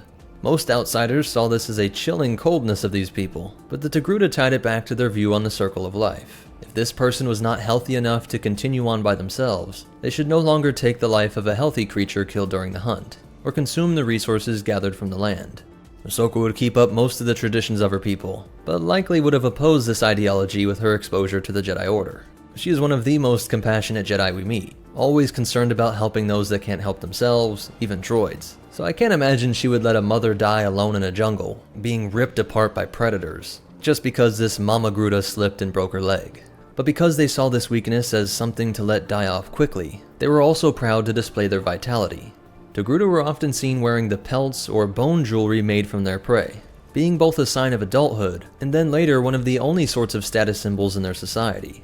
Togruta would be most impressed by the teeth of the Akal, a large meat-eater on Shili that was one of the only beasts to pose a serious threat to the hunters. An orange-furred, four-legged predator that stalked the grasslands and jungles, like an enormous lion or tiger.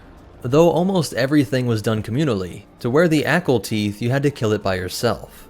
These teeth would be combined with native metals, stones, and pearls. And then to hold them in place they actually used a sort of glue, applied right to the face and at the start of the Montrail. Proof of how much this meant to the Togruta was that both Ahsoka and Shaak Ti retained them even in the Jedi Order. Despite whatever critiques other Jedi might have that it glorifies violence or was too indulgent of their personal ego, neither of these Jedi gave them up. Instead, they incorporated them into their Jedi outfits. While human Padawans are easily recognized by a single braid as sported by Obi-Wan Kenobi and Anakin Skywalker, with these rigid Montrails, Togruta had a difficult time showing their dedication to the Jedi Order. That's where the Silka beads come in. Those are the beads slung over Ahsoka's head, but like we see with Shaak Ti, they would be retained as they rose through the ranks. It makes it so the ornaments on their head are a nice merging of the Togruta culture and Jedi tradition. Now because they were so connected to their families, in a way the whole village was a closely knit extended family, there were almost none that left their world, at least not voluntarily. The only thing that really drew them away was the Jedi Order. Their planet was discovered by the Republic around 25,000 BBY, but the draw of a galactic economy, the pleasures and adventures that came with it, seemed to have been generally ignored by the Togruta. But there were Togruta Jedi since the earliest days of the Order. And over those thousands of years there are a lot of notable individuals. Rana Tei was one of the most frightening beings in Jedi history, being a part of the Watch Circle within the Jedi Covenant around 3900 BBY. Her deep connection to the Force had always given her intense nightmares since childhood, and she and other members of the Circle were having visions that one of their Padawans would become a powerful Sith Lord. To stop this, the Masters all agreed to execute their students during the knighting ceremony. All but one, the Padawan that would be framed for it. And there were some other Jedi during this era, like Burn, Bela Kilwix, Ashara Zavros, Dinah Roth, Pala Maslin, Raylon Nis, and Skohani Ren. While there were a few involved in the Republic government and military as well, like diplomat Korotama, and Republic military officials like Dejan. There were strategic service majors called the Bliss, Meldo, and Yodish, as well as Captain Yelto and Dr. Sonoda. This era even saw some Togruta pirates like Ali, and even a crime boss named Bozwed. Believe it or not, there was even a Togruta that joined the Mandalorian War effort, with Garen Borm becoming a field marshal. Though the Mandos were not a strong Force-worshipping culture, in fact they would despise the sorcery. In almost all other ways, these closely knit survival of the fittest warriors were surprisingly similar to the Togruta. And then there was Darth Yoon, a Sith Lord during the Third Galactic War of the Old Republic era as well. Like I said, these individuals were rare. They really never got involved in the galaxy at large. We don't see tons of other colonies or them in great numbers anywhere else. Should also be pointed out that after contact from the galaxy-spanning, high-tech, spacefaring civilization of the Republic, it doesn't appear like the Togruta ever got involved in high-tech industry. Nothing like what we see with the Mon Calamari, who were just in their local star system when they were discovered, but grew to have some of the best tech in the galaxy, even eventually overthrowing Kuat drive yards as the largest shipwright. It seems like the only Togruta that would be involved in high-tech were those that left Shili. The only colony they ever had was on the planet Kiros. And even though their buildings are not primitive, this is still not a colony focused on industry. The artisan colony of the planet Kiros created a society without weapons. Instead of war, they pursued art and beauty. We know that it had a population of over 50,000, so still plenty of Togruta to feel their strong social connections. And interestingly, they were all pacifists, having no weapons at all. And so perhaps their reason for leaving Shili was to live in a society that took some of their ideas further, thinking that they could keep the communal peace towards each other without the whole abandoning the weak part. And maybe they even stopped killing animals for their own survival. That's just speculation, but the colony has a lot of greenery, but no animals. Though they could have easily had them imported, I just wouldn't be surprised if they gave up the hunt as well, living in this peace and love artisan commune. Before the Clone Wars, there was Ellen Law, who was killed in 67 BBY by Darth Plagueis right after he carried out the Sith tradition of killing his master. But you do still see the traces of her people's tradition, even as a transporter, with some clues making it seem more like she was a smuggler, as she was working for the Hutts at the time she was killed. But nonetheless, she was still adamant that everyone on her crew was equal. In fact, Plagueis got upset at the result of a group vote decision, which led to the death of her crew and her decapitation. And there was even a Togruta Chancellor of the Republic, Karamis Kaj, who was in office around 40 BBY, and who took care to aid Master Qui-Gon Jinn. During the Clone Wars era, there was of course Shaak Ti and Ahsoka, and even the youngling Ashla. Confusingly, Ahsoka would take the name Ashla when she went into hiding after Order 66. She took it from the ancient name of the light side in earlier Jedi traditions, but it would have been funny if this is how her cover was blown. Some Inquisitor thinking that the youngling had survived. But we also got to note that each of these Jedi suffered deep depression at being separated from their people, which is somewhat true for all Jedi, who at least sometimes wondered about their family. But Shaak Ti gives us more detail on why this was particularly hard for the Togruta, saying their tight communal upbringing, even if discovered when just a few years old, was something incredibly jarring to be ripped out of. Being around other Togruta had become something that their biology depended on, kind of like how solitary confinement drives humans insane. There's hints in the lore that it must be something like pheromones or certain kind of brain chemicals that are released when engaging with members of their species, developed over eons of evolution to reinforce the advantageous aspects of their communal living environment. So being ripped away from this sent Shaak Ti into dangerously deep depression. And though we don't have accounts of this from Ahsoka, just imagine how tough it must have been for her to come to accept the Jedi, and then have to leave this replacement family too. Feeling like she couldn't fit in with the Togruta or the Jedi, and then truly alone after Order 66, where she sometimes would go for months alone, making her home in starships or in remote caves. And just a couple other Togruta I want to mention. This era also had Karshoda, who was part of Prego's circus. If you look, she has a very strange montrails. Perhaps that's what got her in the circus in the first place. Maybe they're hinting at something like she was in a freak show. And then there was the governor of Kiros, Rashti. In the Imperial era, there was a Togruta professor named Shreya Ordas, and a Togruta bounty hunter, Kaveri Ra. That's it for the Togruta, their biology, history, and famous members. The only behind-the-scenes stuff is a funny observation. During the Old Republic era, Imperial Grand Moff Kilran had to forcibly put down a Togruta uprising. And thousands of years later, the man who would come to be known as Grand Moff Tarkin absolutely hated Ahsoka Tano, despising the fact that he was outranked by a child, and going so far as to ask for the death penalty during her trial. But most important of all, remember, just because they aren't poisonous, doesn't mean you should pick a fight with a Togruta and end up fighting the entire village. And the Force will be with you, always.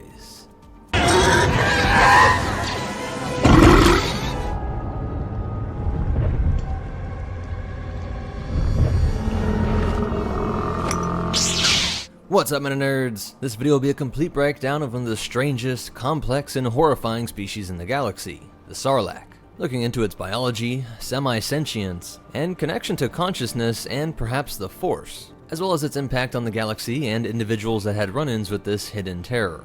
This creature has a lot of psychologically symbolic features, the torturous elements that lie just below the surface, that if you fall into, you'll be slowly tortured in isolation. We'll start at the beginning, Sarlacc conception. It's fascinating, but not to be viewed up close. These large, devouring ones we see are the females, while the males are much smaller, and roam an environment looking for a female to parasitically feed off of.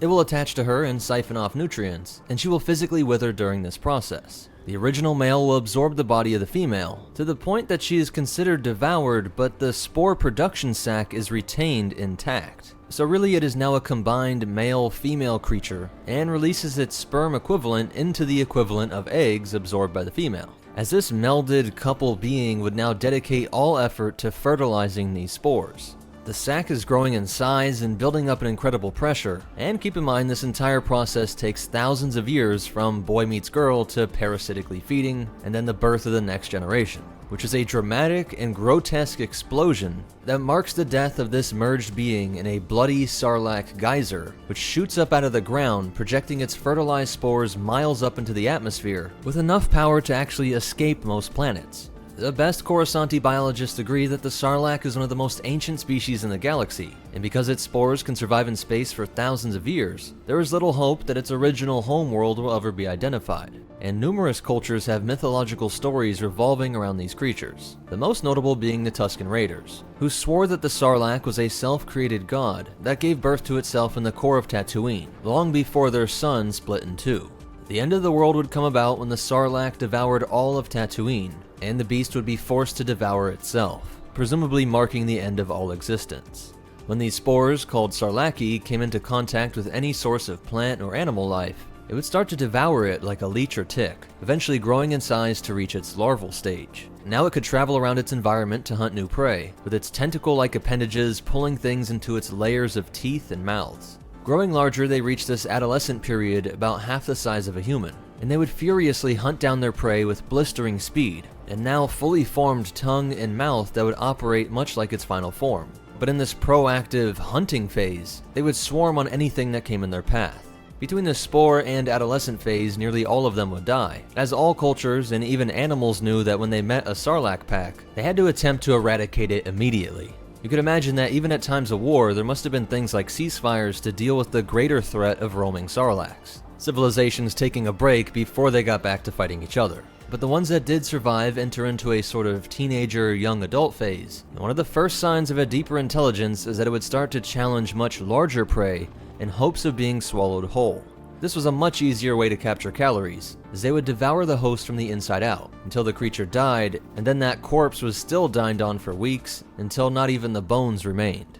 Again, this whole phase lasted thousands of years, and after countless banthas, dewbacks, rancors, or whatever else it came across, roughly 30,000 years of being an organic black hole, it would finally settle down and enter its mature plant-like phase. Like a massive oak, fungus, and Venus flytrap all in one, it would use its beak-like tongue to burrow 100 meters under the surface. Remember, it really could be in almost any environment if we see one thriving on Tatooine.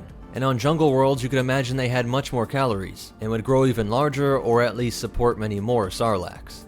The tentacles would grow out in each direction to act like roots, as they could absorb nutrients through the skin. This meant that even if large prey didn't approach the mouth, anything that died within this enormous circle of nutrient collection could still feed the Sarlacc.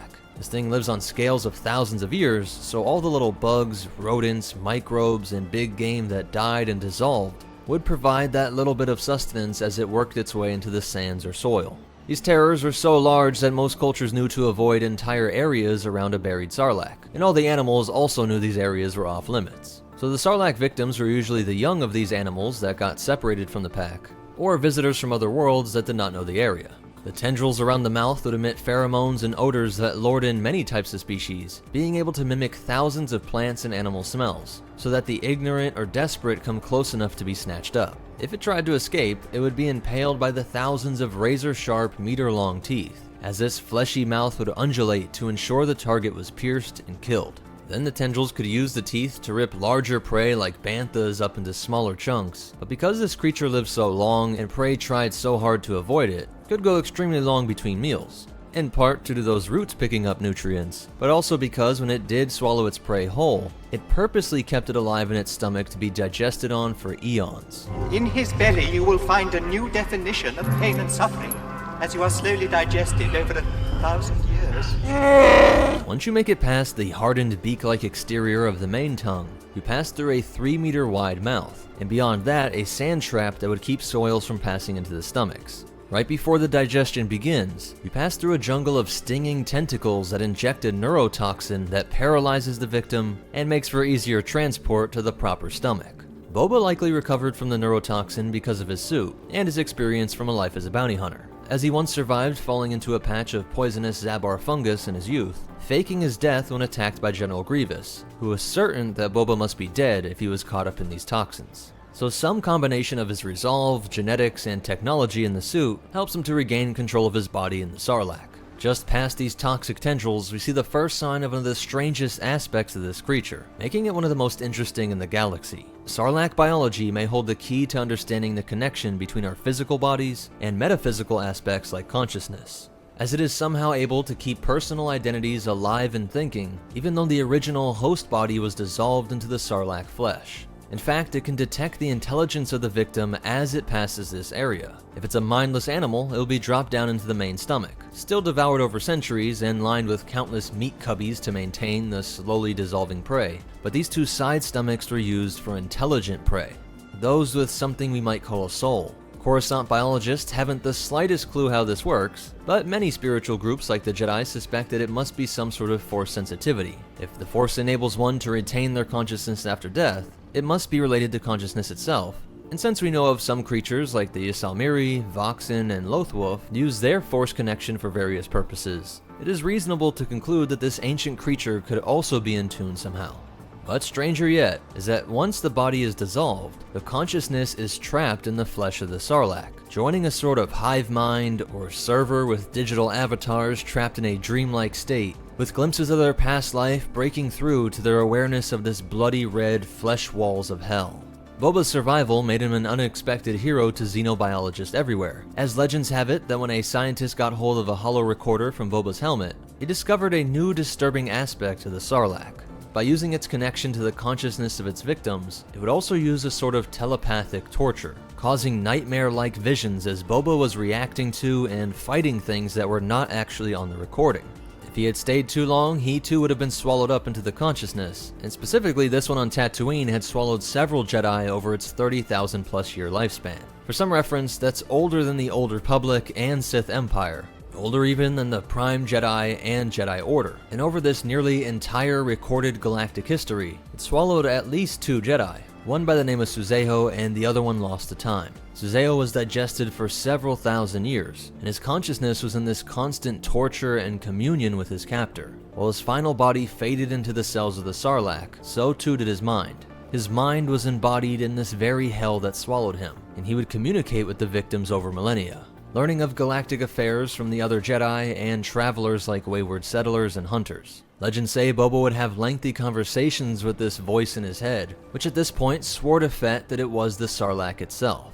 Eventually, Boba got it to understand that Suzeho was losing his memories of his real life before the Sarlacc, and kept pushing and insulting him in order to trick the being into using its tentacles to crush Boba's jetpack, causing an explosion that allowed him to escape in Legends. Biologists believe that this absorption of minds from various different sentient beings allowed it to create a hive intelligence that helped the Sarlacc to attract more prey. But with Boba's helmet recordings, other scientists posited a darker conclusion, that this was just to appeal to a sadistic side of the semi-sentient creature, that in this unfathomably long and boring life as an eating pit, the Sarlacc was intelligent enough to want to play with its food, much like some monkeys or dolphins, and mentally and physically torturing its victims seemed to be the highest level of interaction that it could come up with.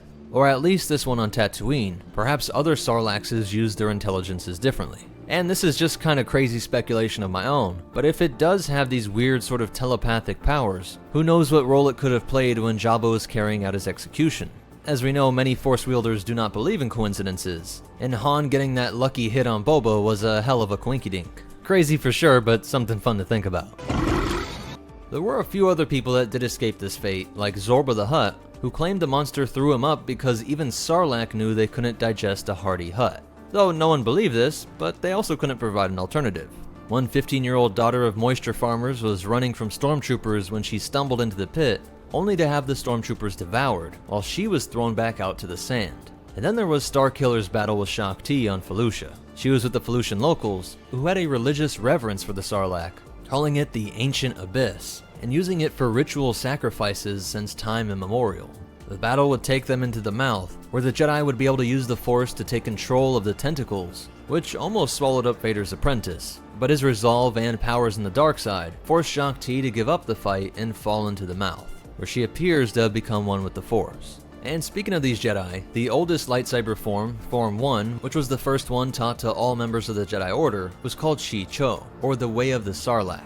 This must mean that the Jedi Order was well aware of the Sarlacc even in its earliest times. Oh, it is an odd creature to name your saber combat after. This tradition was so old that the Jedi themselves lost records on who named it this or why, and the closest explanation may have something to do with this being taught alongside philosophies of incapacitating your opponent without killing them. In a way, the Sarlacc 2 just disables you and technically doesn't kill you, at least not for a while.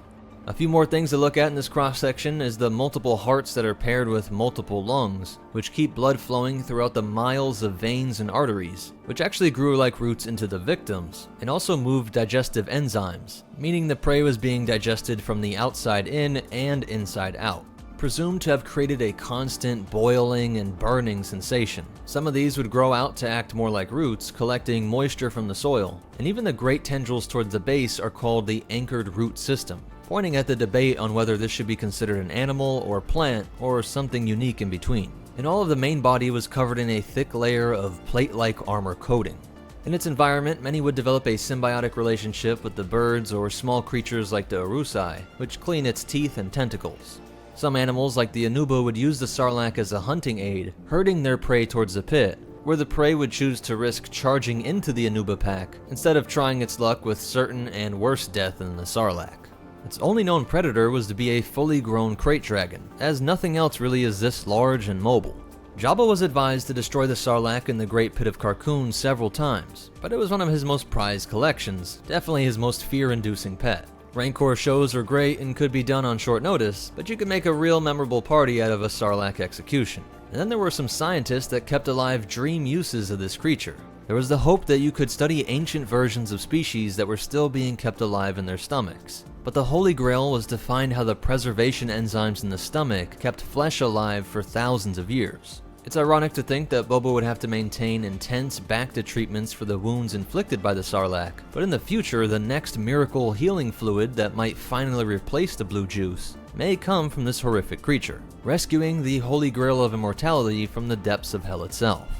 They also determined that it shared a common ancestor with the Rathar, Blixus, and Vixus, all ancient and able to thrive in space, as well as nearly any world they found themselves on. So that's it for the breakdown, but you definitely want to hear these cool facts and behind the scenes stuff. There was a mini Sarlacc bred through unknown means that was sold on Coruscant during the Clone Wars, with one named Phileas being sold by a droid in the Jedi Temple. Though it is funny to wonder if it wasn't a mini Sarlacc at all, and was kind of like when somebody lies about the breed of the puppy, and the owner gets shocked to see how big it is. Since the infant stage of the Sarlacc is so long, maybe it could stay this cute little size for your entire lifetime. On Tatooine, there were at least 4 massive Sarlaccs, and the author of the story with the Jedi Suzeo says that the name is "Oh Jesus" backwards. Not sure of the symbolism there, but the character was created because he wanted to make the Sarlacc intelligent, but Lucasfilm vetoed that, and so the alternative was to make him semi-sentient who absorbs intelligences.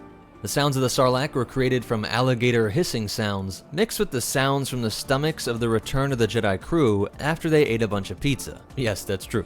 The beak and extra tentacles were added in the re-release because Lucas said the original never seemed alive to him.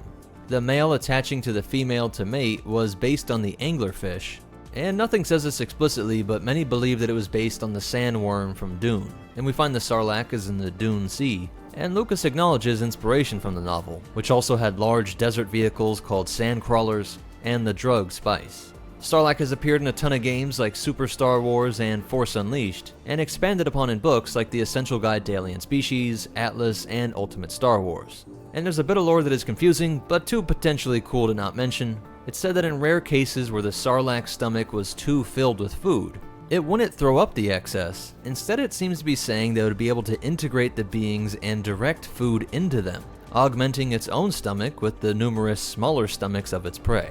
And Han and Chewie were once on a mission to go into a Sarlacc's stomach to collect a chemical that could be used to make an explosive. So that's it for the Sarlacc. But most important of all, remember, no matter how long you've been stuck there, never mistake yourself for the hell you find yourself in, and the Force will be with you, always. Eli stared at Thrawn, thinking back to the campfire stories of his childhood. The tales had spoken of Chiss unity and military prowess.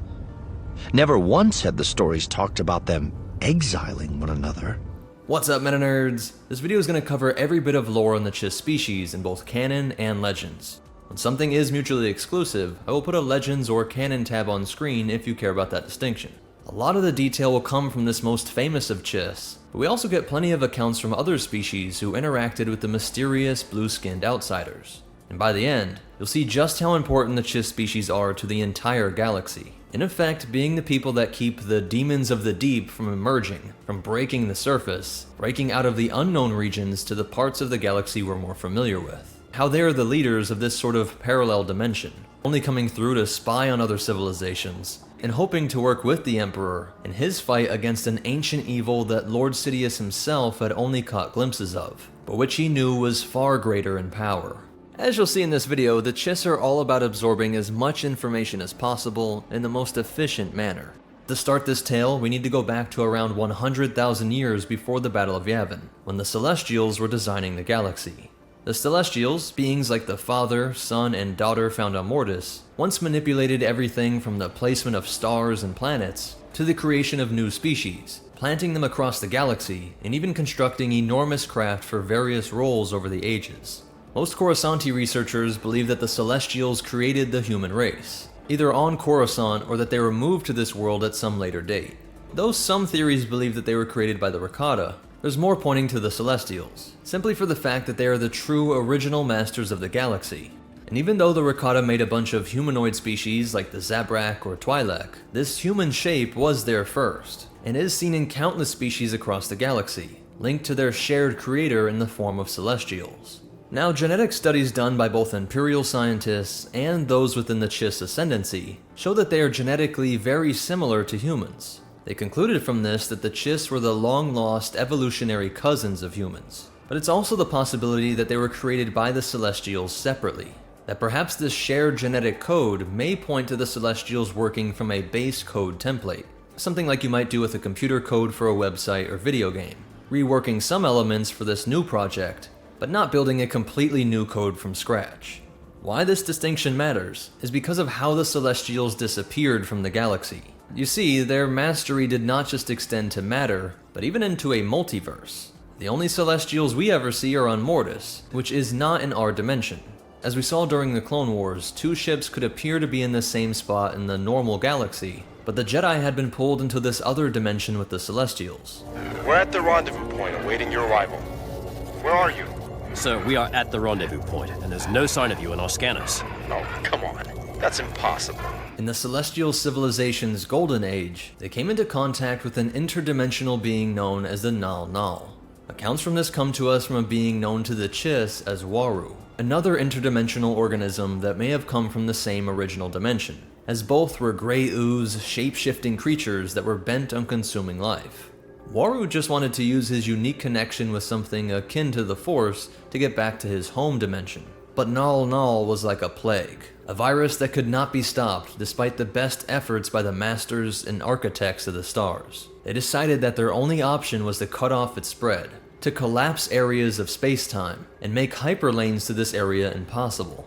For a hyperlane to be useful, it had to extend for thousands of light years at a time, just one light year being around 6 trillion miles. So by creating a scattering of anomalies, it became like a maze or space-time thicket that, if not entirely impossible to traverse, would make it unbelievably difficult, only with a preposterous level of effort or luck.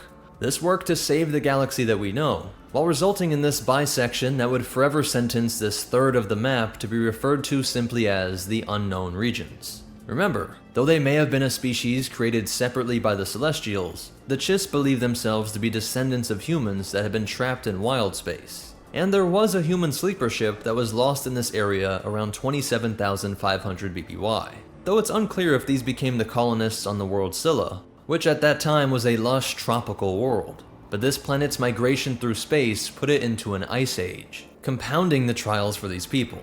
They were now cut off from the galaxy at large and freezing. Luckily, these were a high-tech, spacefaring people, and they were able to move underground to survive, evading the quick growth of glaciers and snowstorms, while they plotted to branch out and build an empire. Despite the difficulties, or perhaps because of them, this world would remain their center of their civilization. And it was this living underground for tens of thousands of years that resulted in the change in their skin color and eyes. Their blue skin was due to minerals in the glaciers that now became their main source of drinking water, while the hue of the blue in their skin was dependent on the level of oxygen that they were exposed to over their lives. Almost all had this blue-black hair, but there were a few that had gray hair, something that was believed to be a sign that you will have exceptional children. While one of the most useful adaptations were their enhanced hearing and vision. They could hear a slightly greater range of sounds than most humans, but their vision had evolved to let them see in the infrared range, something that could show them how parts of a person's face were heating up in conversations, coming to learn how one's face would light up when they were lying, angry, scared, or calm. Just another non-verbal cue to pick up on in conversations, often giving them an advantage over humans. And they would grow to be a bit taller than your average human, at 1.85 meters or about 6 feet, and live just a bit longer as well, with an average lifespan of 80 years. The Chiss are known for their cool-headed, stoic, and tactical nature, which is a result of both biological and cultural factors. Biologically, they mature at about twice the rate of humans. A 10-year-old Chiss was as mature as a 20-year-old man, and so the demeanor of a 40-year-old would be comparable to a wise old sage in human societies. Though a major shortcoming was their connection to the Force. There were a few Chiss Force users in the form of Jedi and others, but notably only on this side of the galaxy. In the unknown regions, most Chiss would lose their Force abilities as they grew out of childhood. And this isn't lore here, but I speculate that this could be the result of manipulation by the Celestials. When they altered space-time to cut off the spread of the Nal Nal, these master wielders of the Force may have done something to alter the connection with living beings in this area. Maybe as a way to deprive the all-consuming gray ooze of Force-wielding slaves. Though it may have opened the door to some Force abilities that some would consider unnatural, an enemy of the Chiss that we'll talk about later in this video. There is a less intense theory that it may just be the Chiss culture that stunted the expression of this Force connection. Ahsoka points out during her time after Order 66, when seeing a child use the Force, and knowing that the Emperor was hunting down any Force sensitives, that if the child was not trained by a group like the Jedi, these abilities would weaken over time to the point that she could not use them in any detectable way. This might be a good explanation for what's happening here, but the only problem I have with this is that the Chiss had a very good reason to keep around Force users. The way that they explored space in this space-time thicket of gravitational anomalies was to use mostly young female Force wielders as navigators. These children would be pressed into service for the Chiss Ascendancy, and help with the slow and careful journeys out from Scylla. They called this ability the Sight, as their focus was to detect unseen dangers via their precognitive abilities. This sense was called Third Sight, while telepathy was referred to as Second Sight. So while most cultures would rely on a trusty astromech to safely travel the stars, the Chiss Empire was built from the sight of gifted children in the role of navigators. Though most Chiss would never know this. In fact, most were completely ignorant of the Force at all. And though it seems odd that Chiss on the main part of the galaxy can be seen becoming Jedi, it is this seemingly unstoppable degeneracy of the young Chiss's Force connection that makes me think it may be built into this area of space, something the Celestials did to prevent the Nal Nal plague from using the Force, as the Chiss military had every reason to develop the Force abilities of their children, keeping a lifetime of navigator experience instead of always churning through new kids, training them all the way up from scratch each time to just serve a few years. But to make it even weirder, as the Force would choose to immaculately conceive the Chosen One via a woman named Skywalker, the Chiss independently chose to name these beings with the gift of sight, these navigators of the stars, Ozili Ashembo, a Chiun word that means Skywalker. And so these Skywalkers were key to the power of the Chiss Ascendancy.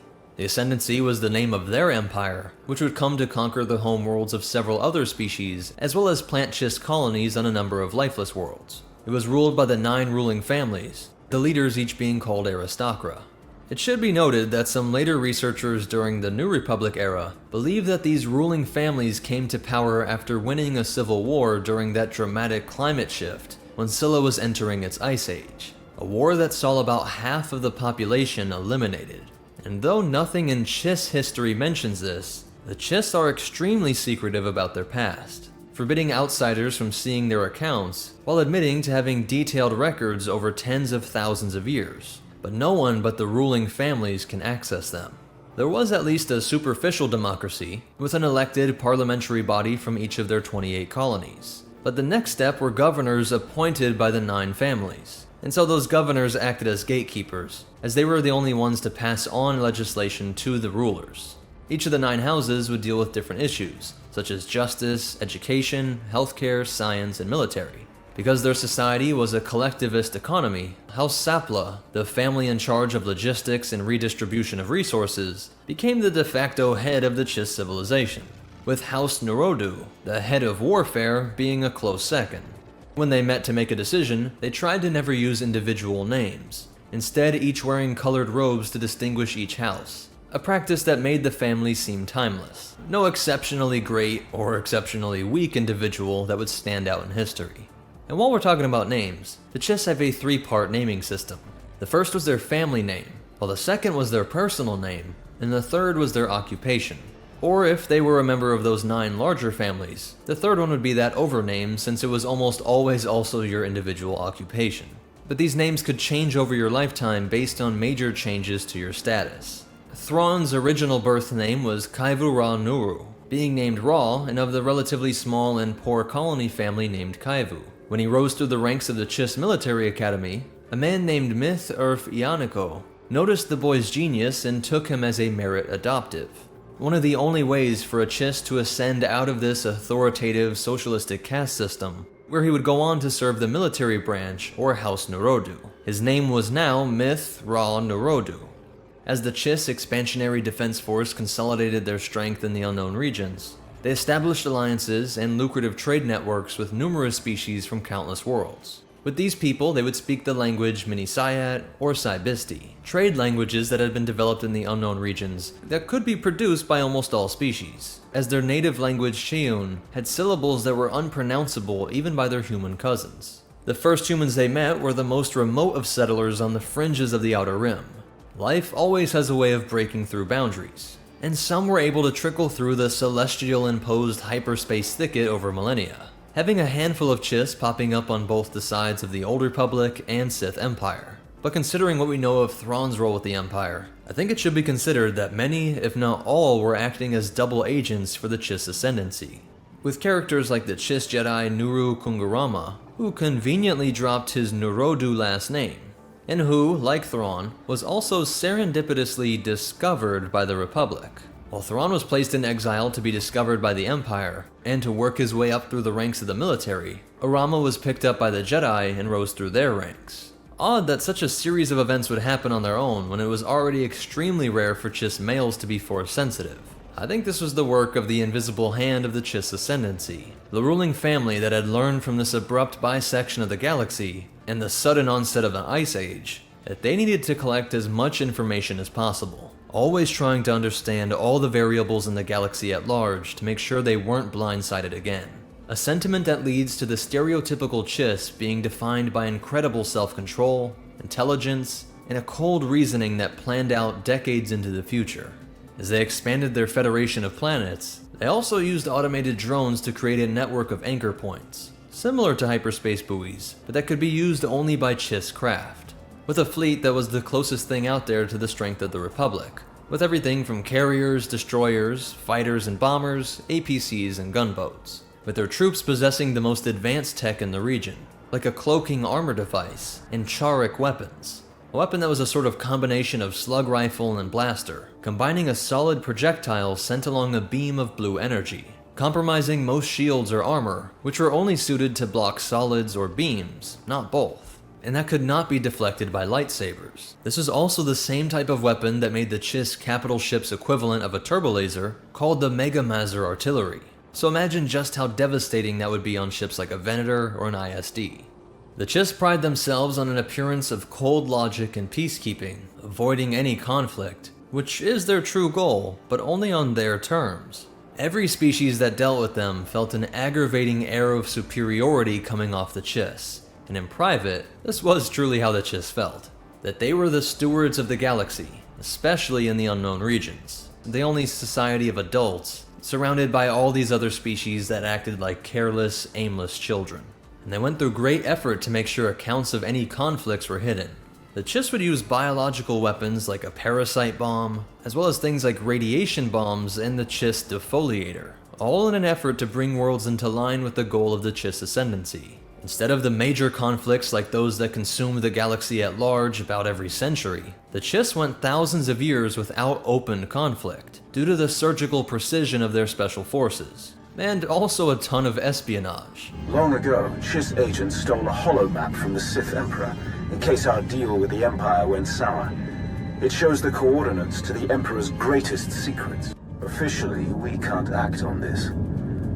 But you can. If you disposed of Zenta, you would have the gratitude of the Ascendancy.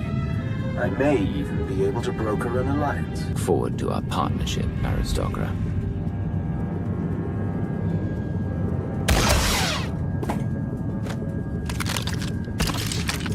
The Ascendancy thanks you. By around 4000 BBY, we see multiple Chiss in the service of the Old Republic and Sith Empire, as mentioned earlier with individuals like Thrawn and Kungarama, who infiltrated the Empire and Jedi Order. When the old Sith Empire tried to conquer the Chiss, they gave up without a fight, seemingly to be resigned to the role of a vassal state. They traded goods and even offered up military advisors and equipment, all in exchange for being able to retain their autonomy. Knowing how powerful the Chiss actually were, and how nearly impossible it would be for the Sith to maintain a campaign against Ascendancy space, with that hyperspace thicket being worse than Russian winters, I think it's reasonable to assume that the Chiss wanted to give aid to the Sith Empire. The Empire was essentially demanding to have Chiss spies in their midst, and to use Chiss technology against their rival superpower, the Republic. What better way to learn about these two superpowers outside the unknown regions? And proof that the Chiss were not at all conquered was in Zero Station on the planet Hoth. Somehow, they were able to keep the location of this base a secret even from their Sith allies, though they did put it to work to provide intel alongside other Sith installations on this icy world. This is a top-secret Chiss Ascendancy installation. Self-sufficient, running in parallel with the above-ground outposts. Paranoia at work. But our paranoia paid off. So again, we see that even others were aware of just how cautious the Chiss people were. The psychological and cultural remnant of those unforeseen disasters that formed their species tens of thousands of years ago. If you noticed, the only Chiss that other species are meeting are either those that were serendipitously discovered, or military representatives sent out from the CEDF. And as you should expect with this species, this was of course by design. Even within the unknown region, no one has ever had direct contact with Chiss civilians. At least no one that ever survived or documented it. This was a combination of their view of cultural superiority, but also just another layer of precautions, as the military was an incredibly well-refined machine, with each and every action approved by the Council of Superiors. Every interaction the Chiss had with an alien species was according to their plans. They could not risk the billions of variables that would enter the calculations if civilians were engaging outsiders, getting in feuds or romances that could drag them into a whole web of alliances that the Historicas could not control. By the year 1000 BBY, Lord Khan's Brotherhood of Darkness discovered a group of Chiss in the unknown regions, and were able to convince a legion of them to join their forces on the planet Thule.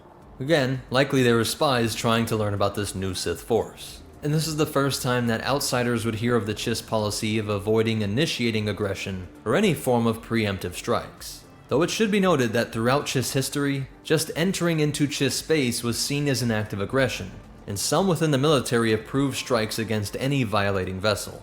From the year 178 up to 28 BBY, the Chiss were starting to be introduced to the greatest threat in millennia.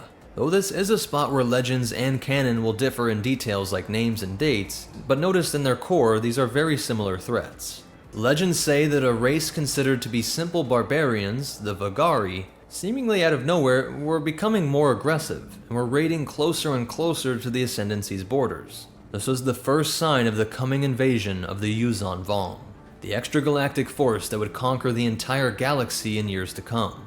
These invaders had forced the barbarians to flee towards Chiss space, and it also forced the living, sentient planet Xenoma Sekot to also escape into this space. The CEDF was quick to inspect it, but assumed it was just a strange rogue planet caught in some gravitational current. In 27 BBY, a Jedi exploration force was traveling into the unknown regions. 6 dreadnought cruisers arrived in a mission deemed the Outbound Flight. This sharp increase in activity in their quiet part of the galaxy concerned a young officer Thrawn. While his superiors were working on the construction of an enormous fortress installation with hopes to defend Ascendancy space, Thrawn urged them to abandon the policy that forbid preemptive strikes. They refused, but when his fleet was discovered by a Trade Federation vessel that was trying to engage the Outbound Flight, he took the battle to the alien forces, eliminating the vastly greater force through his remarkable tactics. He ordered the Trade Federation flagship to be kept intact, and boarded their strange vessel, where he would meet with a close associate of Darth Sidious. The robed figure explained over a holo that he was aware of the Yuuzhan Vong threat, something that was so great that it would require an incredibly powerful, unified galactic military to oppose it. Sidious was currently working towards that goal, and was impressed with Thrawn's ability to take down this larger Federation force. Thrawn understood that he was acting in the spirit of preservation of his species, the Chiss identity to take up the mantle of stewardship of the galaxy by being a strong enough force to face the evils spawned up by this cruel universe. While his descendants nearly died off, caught in the crossfire in the war between the Nal Nal and the Celestials, he would not let his Chiss go extinct in this inevitable conflict with the Vong and this Darth Sidious. He would draw the nearby Vagari force towards the location of the Jedi ship, and wait until both had been significantly weakened before rushing in to finish them both off. Nearly 50,000 Republic personnel were killed, but the Jedi back on Coruscant never knew the details, expecting that Outbound Flight's mission to explore the unknown regions only ever had a very slim chance of success, assuming that they were likely destroyed by these space-time anomalies. Before this rejection of their non-aggression policy, Thrawn was exiled, whereupon he would be discovered by the Empire and eventually rise through the ranks, Sidious remembering this competent blue-skinned alien. While during the Clone Wars, this was along the time that Kungarama was discovered by the Republic and raised in the Jedi Order, and Sev Ronstan claimed to be abandoned by her people and intended to become a Sith Lord, finding her way to Count Dooku to become one of his dark acolytes and even a general of a droid army. And her lover was becoming a prominent bounty hunter. Again, we can't confirm that they were all spies, but notice that the Ascendancy would have infiltrated the Republic/Imperial military, Count Dooku's acolytes and CIS military, as well as the criminal underworld. Thrawn would stay in a secret but powerful position within the Empire, appointed to his role by Sidious personally, and he used Imperial might to ensure that threats to the Ascendancy were eliminated, eventually even becoming Emperor himself of the Imperial Remnant forces. Though he would be assassinated before the Yuuzhan Vong invasion, his people were now taking the threat seriously, and becoming more proactive than ever to establish alliances with obscure forces like the Hapes Consortium, and major forces like the New Republic and some remnant factions. Together they were able to stop this all-consuming galactic-scale threat. This time would also see Jedi Master Luke Skywalker meeting with these people as an emissary of the Galactic Alliance. On Silla, Master Skywalker would also glimpse something that the ruling families had desperately tried to conceal. The ugly fact that their seemingly cold and logical leadership was also witness to some vicious assassinations, even of members of rival ruling families. The last time we hear of the Chiss in Legends is around 127 years after the Battle of Yavin, when they were at their old trick of letting themselves seem to bend the knee to a Sith Empire, while having their agents take on important roles in Darth Krayt's empire. In canon, there are some important differences. Thrawn wasn't really exiled. This was all an elaborate ruse to get the Empire to take Thrawn in, as he had previously fought alongside Anakin Skywalker during a time in the Clone Wars. Though their battle was not against the CIS, it would be Neimoidians that ended up getting the Chiss reinvested in the galaxy at large. When Thrawn was working with Jedi Knight Skywalker, the details he got concerning the Republic left the Chiss man disappointed. He felt the Republic was an unworthy ally. The Ascendancy had been aware of a looming threat from the parts of the unknown regions that even they had been unable to map. The Grisk were violent conquerors, with fleets of enormous size that were said to block out the stars of systems that they invaded, through means that are still not fully understood, but most likely some sort of novel force ability. They were able to employ a sort of mind control over their victims, deeming them client species and using them as their next wave of frontline soldiers and workers, snowballing their forces throughout the unknown regions. They were the only serious threat to the Chiss Ascendancy in thousands of years. And though their violence was what spread their infamy, Thrawn and many Chiss military intelligence officers noticed the Grisk's incredible planning and surveillance. The mysterious force was not plundering at random, but targeting blaster and lightsaber-resistant materials like cortosis, while also having a deeper understanding of Chiss society than any other species in this region. At this time, Thrawn would be approached by Neimoidians that were fleeing the abrupt collapse of the CIS. Knowing the punishment by Palpatine's new empire would be swift and deadly, they begged Thrawn to convince the Ascendancy to rally up the fractured and fleeing CIS forces, to rush back and topple this evil empire. But unlike with the Republic, Thrawn liked the description of the Empire. A force that had unified the galaxy, was ruled by a strong dictator that was bent on expanding the military, which had already proved to be incredibly powerful. Nothing to bog down the decision-making, no anti-war factions that might have a say in the government. This was exactly the ally the Ascendancy was looking for. So they agreed that Thrawn would fake his exile, be captured by Imperial forces, and use his proficiency against these imps along with his connection to Anakin Skywalker to open the door to a low-ranking position in the Imperial military. Thrawn would be just the latest of Chiss double agents, something Palpatine was not entirely unaware of. But the Blue Alien's tactics proved themselves time and time again, allowing him to rise through the ranks and eventually become Grand Admiral Thrawn. He would nearly put an end to the Rebel Alliance during the Battle of Atollon, but immediately after this, Thrawn and Darth Vader would recall to Coruscant to meet with the Emperor, who explained that he had felt a disturbance in the Force somewhere in the unknown regions. This investigation would be the way that the Empire learned of the Grisk. Thrawn's Star Destroyer, the Chimera, would engage a fleet of Grisk, and it was only from using the new TIE Defender that they were able to eke out a victory. A skirmish that showed just how closely the Grisk had been studying everything, having excellent counters to TIE fighters and interceptors. They hadn't just been spying on the Chiss, but even the Humans' Empire. And with all that the Chiss Ascendancy had learned of these people, Thrawn knew this was not a true victory, saying, quote, "The Grisk are not to be underestimated. If they fled combat today, it is because they chose to do so." Thrawn also learned about how the Grisk had been infiltrating the Ascendancy through means of political subversion.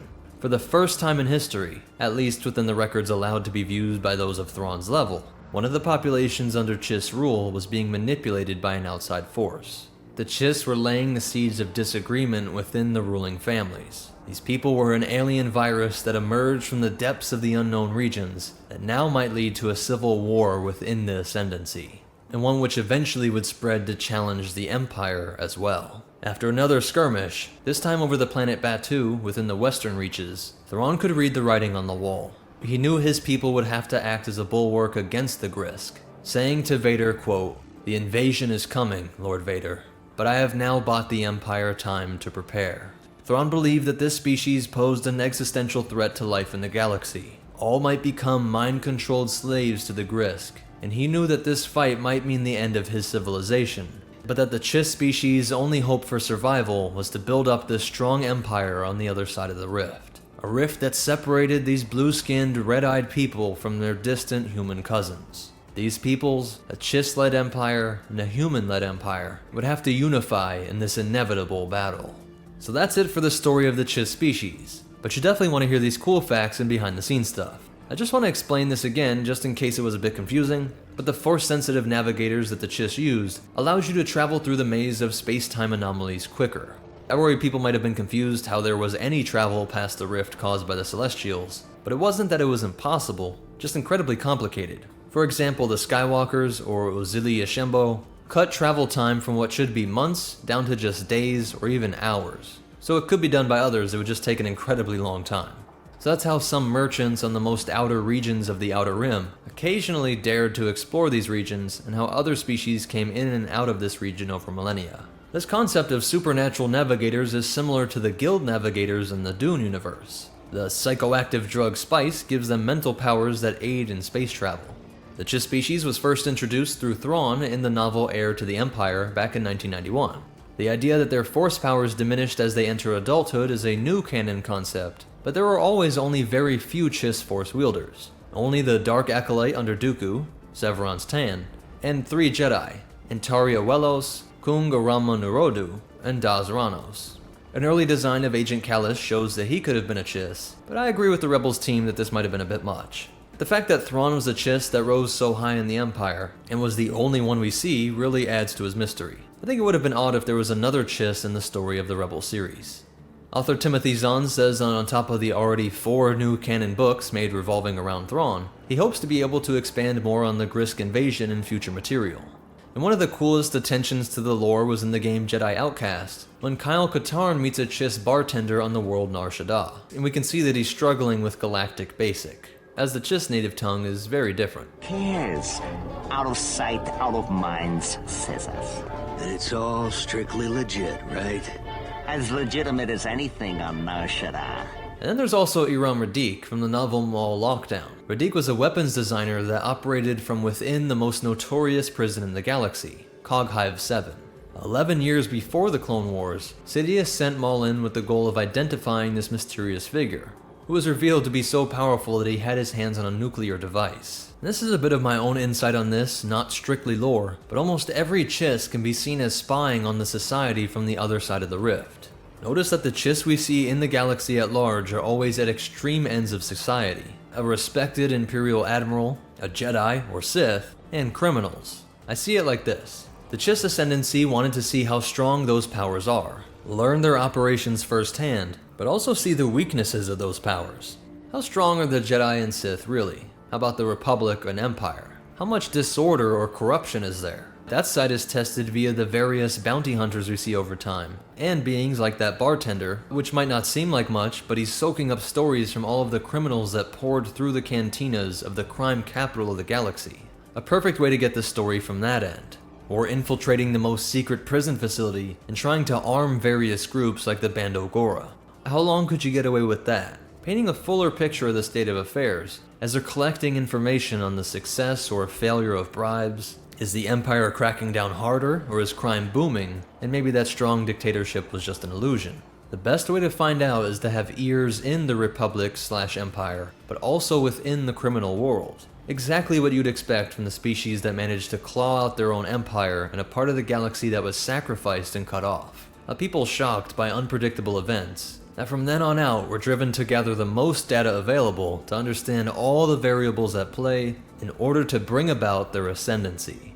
So that's it for the Chiss species. The best way to show your support is to hit that like button and drop a comment. It really does help with the YouTube algorithm. And of course subscribe if you want to see more. We have tons of other species videos like the Togruta and Tusken Raiders, and all kinds of ship breakdowns and character stories. You can find links in the description below. But most important of all, remember, the Chiss are always watching, so don't let down the human race by letting your search results scare away potential alien allies.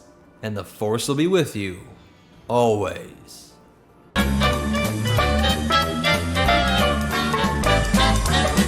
He made you in his image.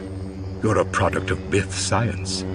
The Bith laughed harshly. What's up, meta nerds? This video will cover everything from legends and canon on the Bith species, their homeworld, biology, and subspecies, a culture that led them to the eugenics supercomputer that organized their entire society, nuclear war that would forever change them, and their impact on the galaxy at large, ranging from musicians to the master of Darth Plagueis, and how a Bith Sith's attempt to create the ultimate Sith through science triggered the Force to produce the Chosen One through miracle, to finally end the Sith once and for all. Their story begins at grid coordinates M18 in the Outer Rim, within the Maya Gil sector, neighboring Tarkin's homeworld of Eriadu and Yoda's resting place of Dagobah. Their system had 1 sun and 6 planets with an asteroid belt, all of which were named Clactor, so the very last position was Clactor 7, which had a 26-hour day, 647 days in a year, 9,881 kilometer diameter, and a Type 3 atmosphere. But its atmosphere wasn't always like this. It likely was Type 1, as Bith can breathe in normal atmospheres, and do not require a mask like the Doran. Why it changed from Type 1 to Type 3 is the result of a war we'll cover in a bit. Evolving in the jungle among countless predators, like most humanoids, they had to rely on social bonds and superior intellect to survive. With the seas full of stinger eels, and the jungles dominated by rancor-like organoks and the freaky gik.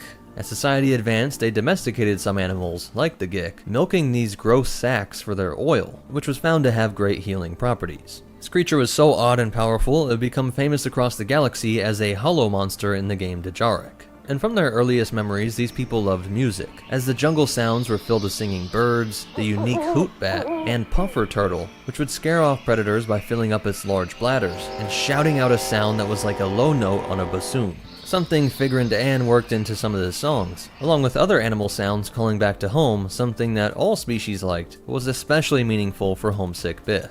The modern Bith would stand 1.5 to 1.75 meters, or 5 foot 4 inches on average, with smooth skin that could range from green, pink, red, or yellow, and an average lifespan of 85 years, maturing at the same rate as humans. Their long, 5-fingered hands with opposable thumbs allowed them to produce complex machines, and these people were one of the earliest to reach a technologically advanced society. Having large eyes, they were able to work at minuscule detail, seeing things that humans would require a microscope for, and this allowed them to have some of the most complex microcircuitry. Eventually, they evolved past the need for sleep. Instead, they would meditate for short periods in a trance-like state, and eventually their eyelids completely receded until there was effectively nothing left, though they were still protected from light injuries and dust with the translucent shell that covered their eyes. Their respiratory system is incredibly effective, and one of the most curious of all species out there. Their nose only takes breath in, can't blow it out, and that air went into a single lung and then into the bloodstream, where waste gases are exhaled through the skin and not through breath. Bith olfactory senses are within the skin folds on their cheeks, and provide exceptional sensitivity, originally to pick up on the thousands of distinct smells they might experience at any moment in the lush jungle, and later used to detect the slightest chemical presence in more industrial settings. Like humans, this olfactory sense was one of the most directly connected in their nervous system, a quick line to the brain meaning their smell was one of their most trusted senses, and allowed them to avoid ambushes or chemical explosions. While their most striking feature, this enormous cranium, was something they created through high-tech eugenics.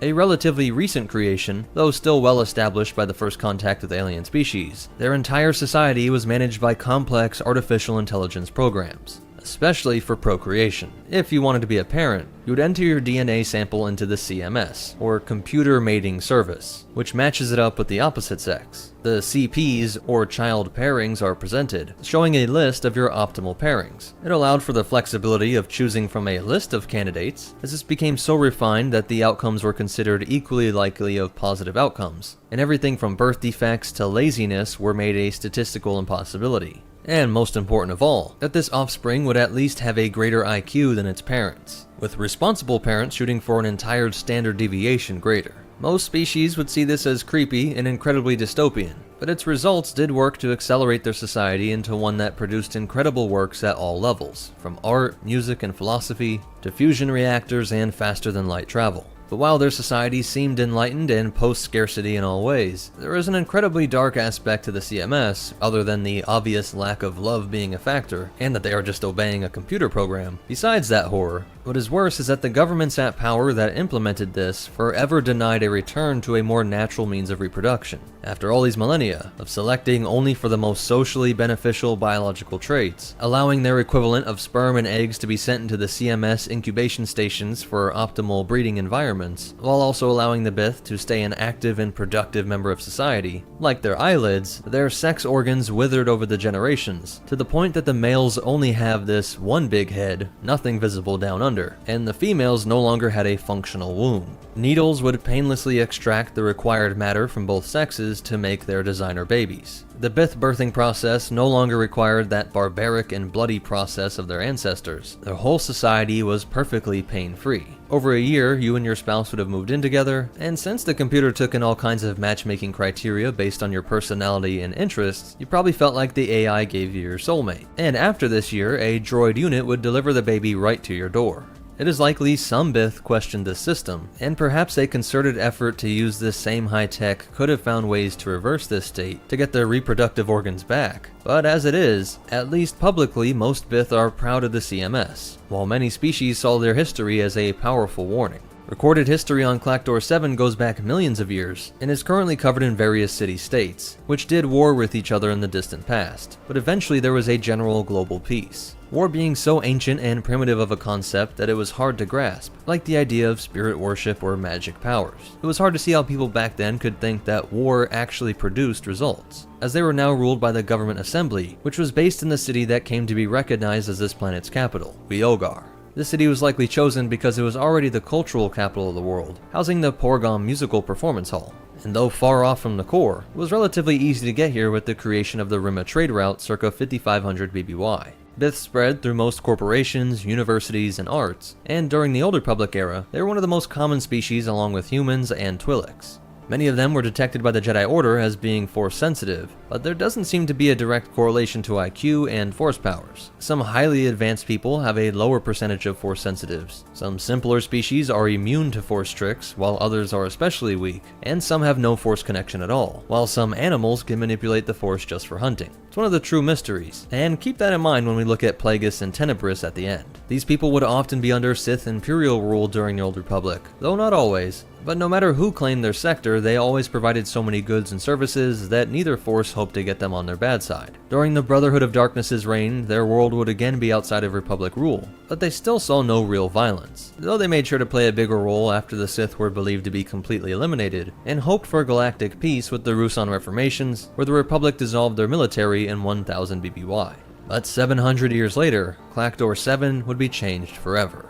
Two of their most powerful cities, Nojo and the capital Weogar, were rapidly descending into a bitter rivalry. Inter-city strife was almost non-existent, resolved via negotiations usually outside of court, but there was a channel for the unlikely event that both parties became intractable. Major companies from each city were in competition to secure patent rights on a new star drive. The political leaders of each city were financially involved, and if this Bith-made star drive became the standard drive across the galaxy, the credits that could be earned were unimaginable. They could be a staple like Huat Drive Yards, Corellian Engineering Corps, or at least replace the fading giant Rendili star drives. They were supposed to appeal to a neutral arbitrator, but the agent from Nojo decided to try and dig up intel on the arbitrator and blackmail him into choosing their city. This worked, but the mayor of Weogar's agents discovered the threat, and thus he ignored the decision. Both would continue production of this star drive, and for the first time in their thousands of years in the modern era, there was actual bloodshed. Small groups attacked the factories of their rival, and eventually some were killed in these exchanges, while the counterattacks kept increasing in violence, fanning the flames to the point that these two cities were at open war with each other. The other cities watched on in confused horror. Their computer simulations provided no solution for this very organic problem, fueled by personal loss of friends and families, sparked by pride, ambition, and honor.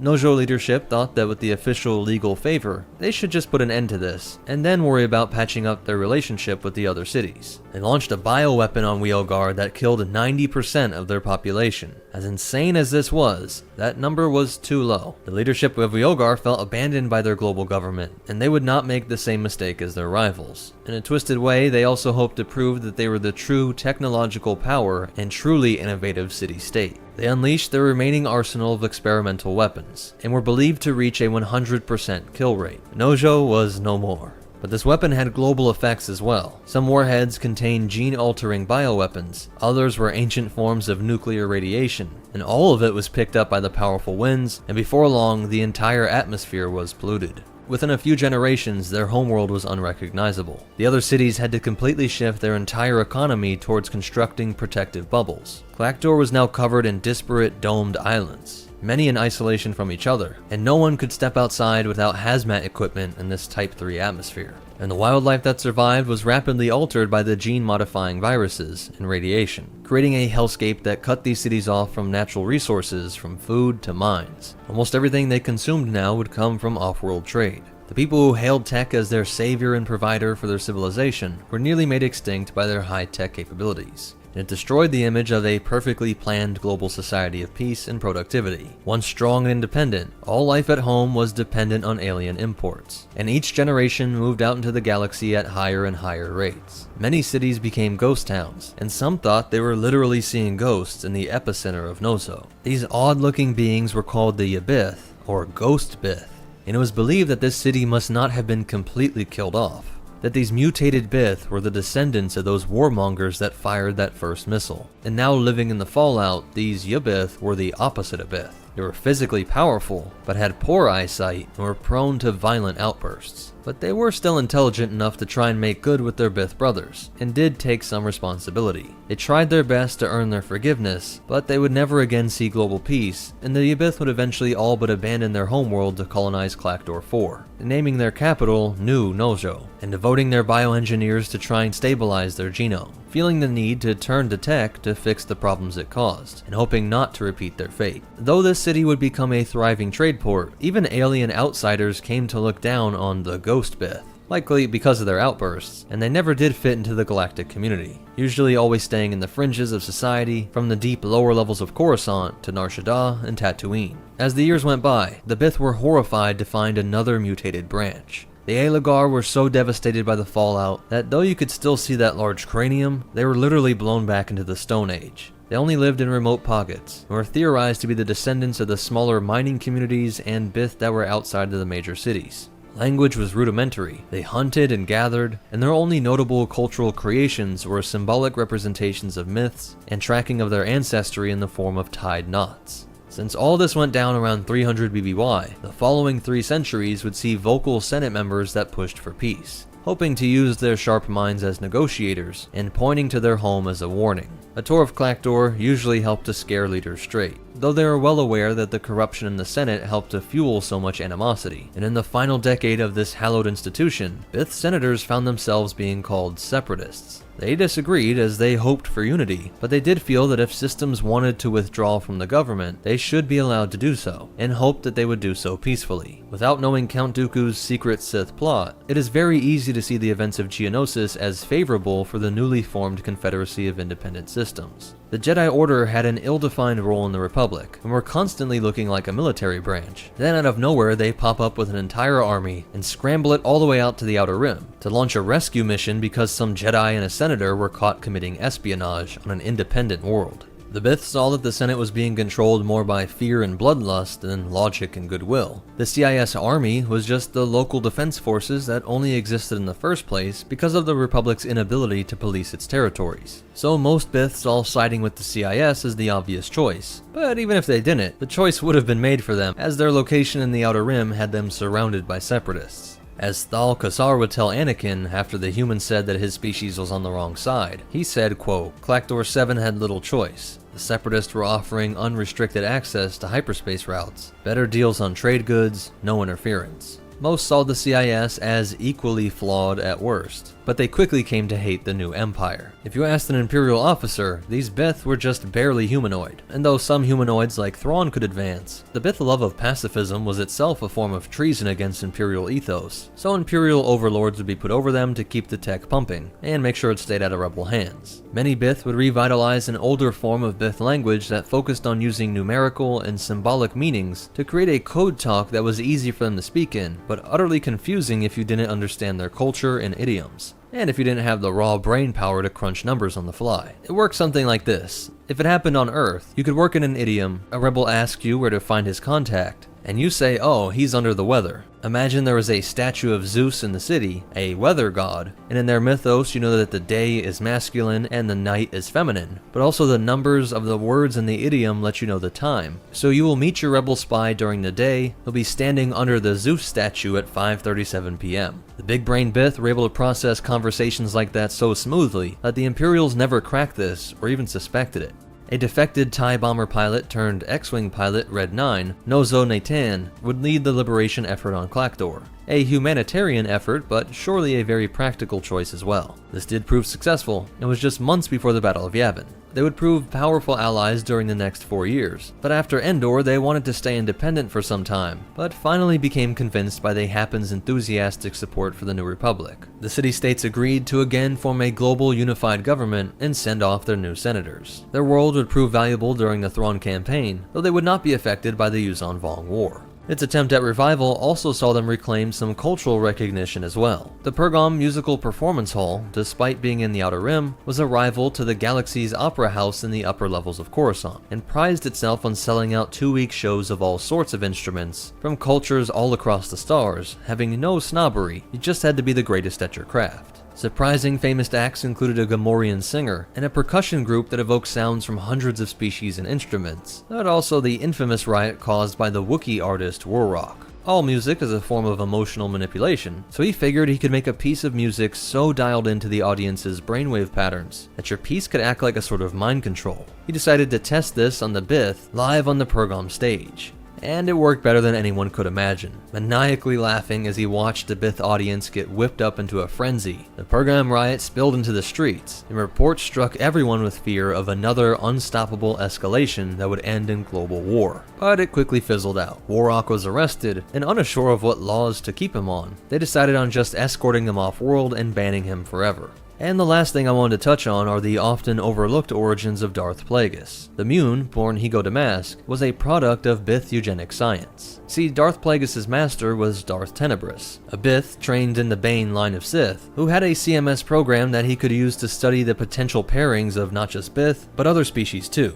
On his travels throughout the galaxy, he was always keeping a record of Force sensitives that he met, and finding secret ways to collect DNA samples. Tenebris was born Rugus Nome, and his master was a Twi'lek Sith Lord that worked with him to create a virus that could cut one off from the Force, hoping to release it near the Jedi Temple and let it spread throughout their precious stronghold. Though this project never planned out, it was based on the discovery of midichlorians, the tiny organisms that acted as conduits of Force expression. Just like how the Jedi scanned blood for midichlorians, he would scan those he met outside of Republic space, those not subjected to these tests at birth. That's why Anakin was not picked up by the Jedi, and there were countless beings of varying ability all throughout the stars. Tenebris knew that you didn't have to fully understand the Force to manipulate it, and at the end of the day, basic biology could be used to create those powerful in the Force. One day he found a Mun female that exhibited a heightened midichlorian level, and through his manipulations, he turned her into a dark acolyte, training her to be sensitive to others with a heightened presence in the Force. As more and more candidates' DNA were entered into the CMS, they hoped to find a perfect pairing for this Mun female. Tenebris finally found his target, a mid-level administrator on Megiddo named Kar Damask.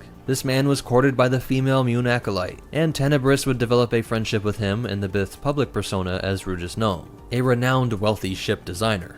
Eventually, after they felt they could trust the man, they explained their plan, and Kar Damask made a deal with the Sith Devil. If he were to sire a child with the Acolyte, Tenebris would manipulate the leadership in the intergalactic banking clan, and if Kar gave over his child to the Dark Lord, he would be rewarded with unprecedented advancement within the most powerful financial empire in the galaxy. Whose task it had been to romance Kar and bear the fruit of that seduction. A child whom Nome and Bith science predicted would be born strong in the Force. Kar agreed, and the woman would live with them as a codicil, or side wife. They would give birth to a son, naming him after his grandfather, Higo. The child would be raised like a lab rat. The mother became experimental psychologist, tracking all of the boy's daily behavior, having daily therapy/confessionals, where the mom would push him to lean into his darker emotions. She is one of the most diabolical Darksiders in history, and she also has to appear as a nice housewife all this time as well, secretly reviewing data with Tenebris, constantly tweaking and developing new ways to grow this boy in the dark side, corrupting him slowly, day in and day out for years. By 5 years old, the housewife had gathered a group of neighborhood kids that she would let play with her son, all while monitoring him, getting him to do entire debriefs on the other kids and what he thought of each one, as well as guiding him to manipulate these kids as well. Higo was realizing that he could use his mind to affect things around him, both by moving things physically, but most curiously, he could change the mental state of his friends. His mom noticed one boy that Higo could not get along with, and slowly pushed him to visualize bad things happening to this boy.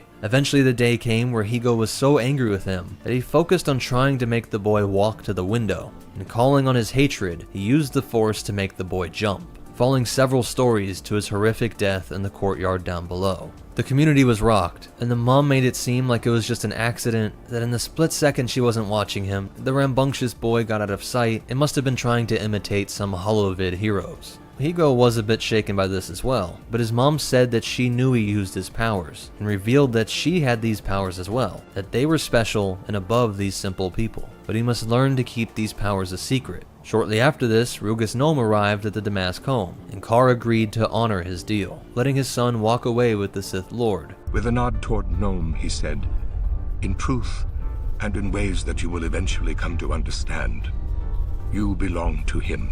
While over the next 5 years, doors kept opening for Karr, and eventually he rose to the top, sitting as the chairman of the IBC.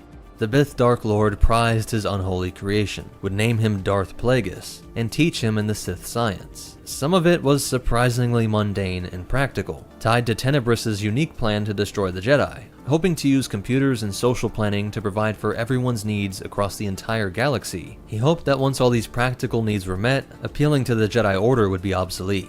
With the aid of sophisticated computers and future-casting formulas, the varied beings of the galaxy could be provided for, and the Jedi Order would gradually dwindle and disappear. Later in life, Plagueis would point out the folly in this. Convinced that Tenebris's brilliant equations were missing an important factor, he had argued that future events, whether predicted by machines or glimpsed in visions, were often clouded and unreliable.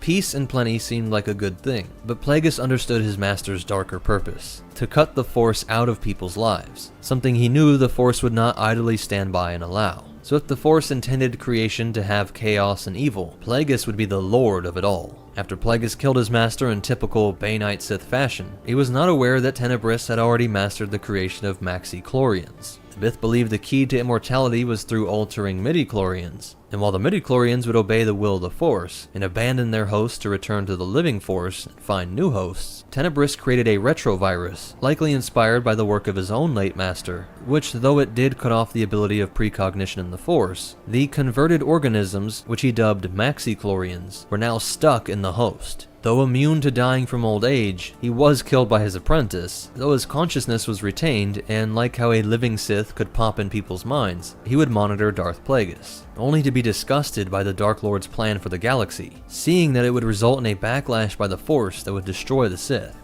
He would use his will to leave Plagueis and try and animate in his own body, but found that while the maxi-chlorians were stuck, so too was his consciousness. His mind was stuck in a hellish prison. As the body dissolved by the elements, his mind was stuck in a loop, replaying the moment of his death over and over. While the Bith Master was stuck in a hell of his own creation, Plagueis took his master's research further than he ever dreamed, hoping to completely understand and control the midichlorians and the Force itself. Expanding on the Bith's labs, he would eventually come across a secret apprentice of Tenebris, another Bith called Darth Venemus. But who then? Tenebris's offspring, perhaps?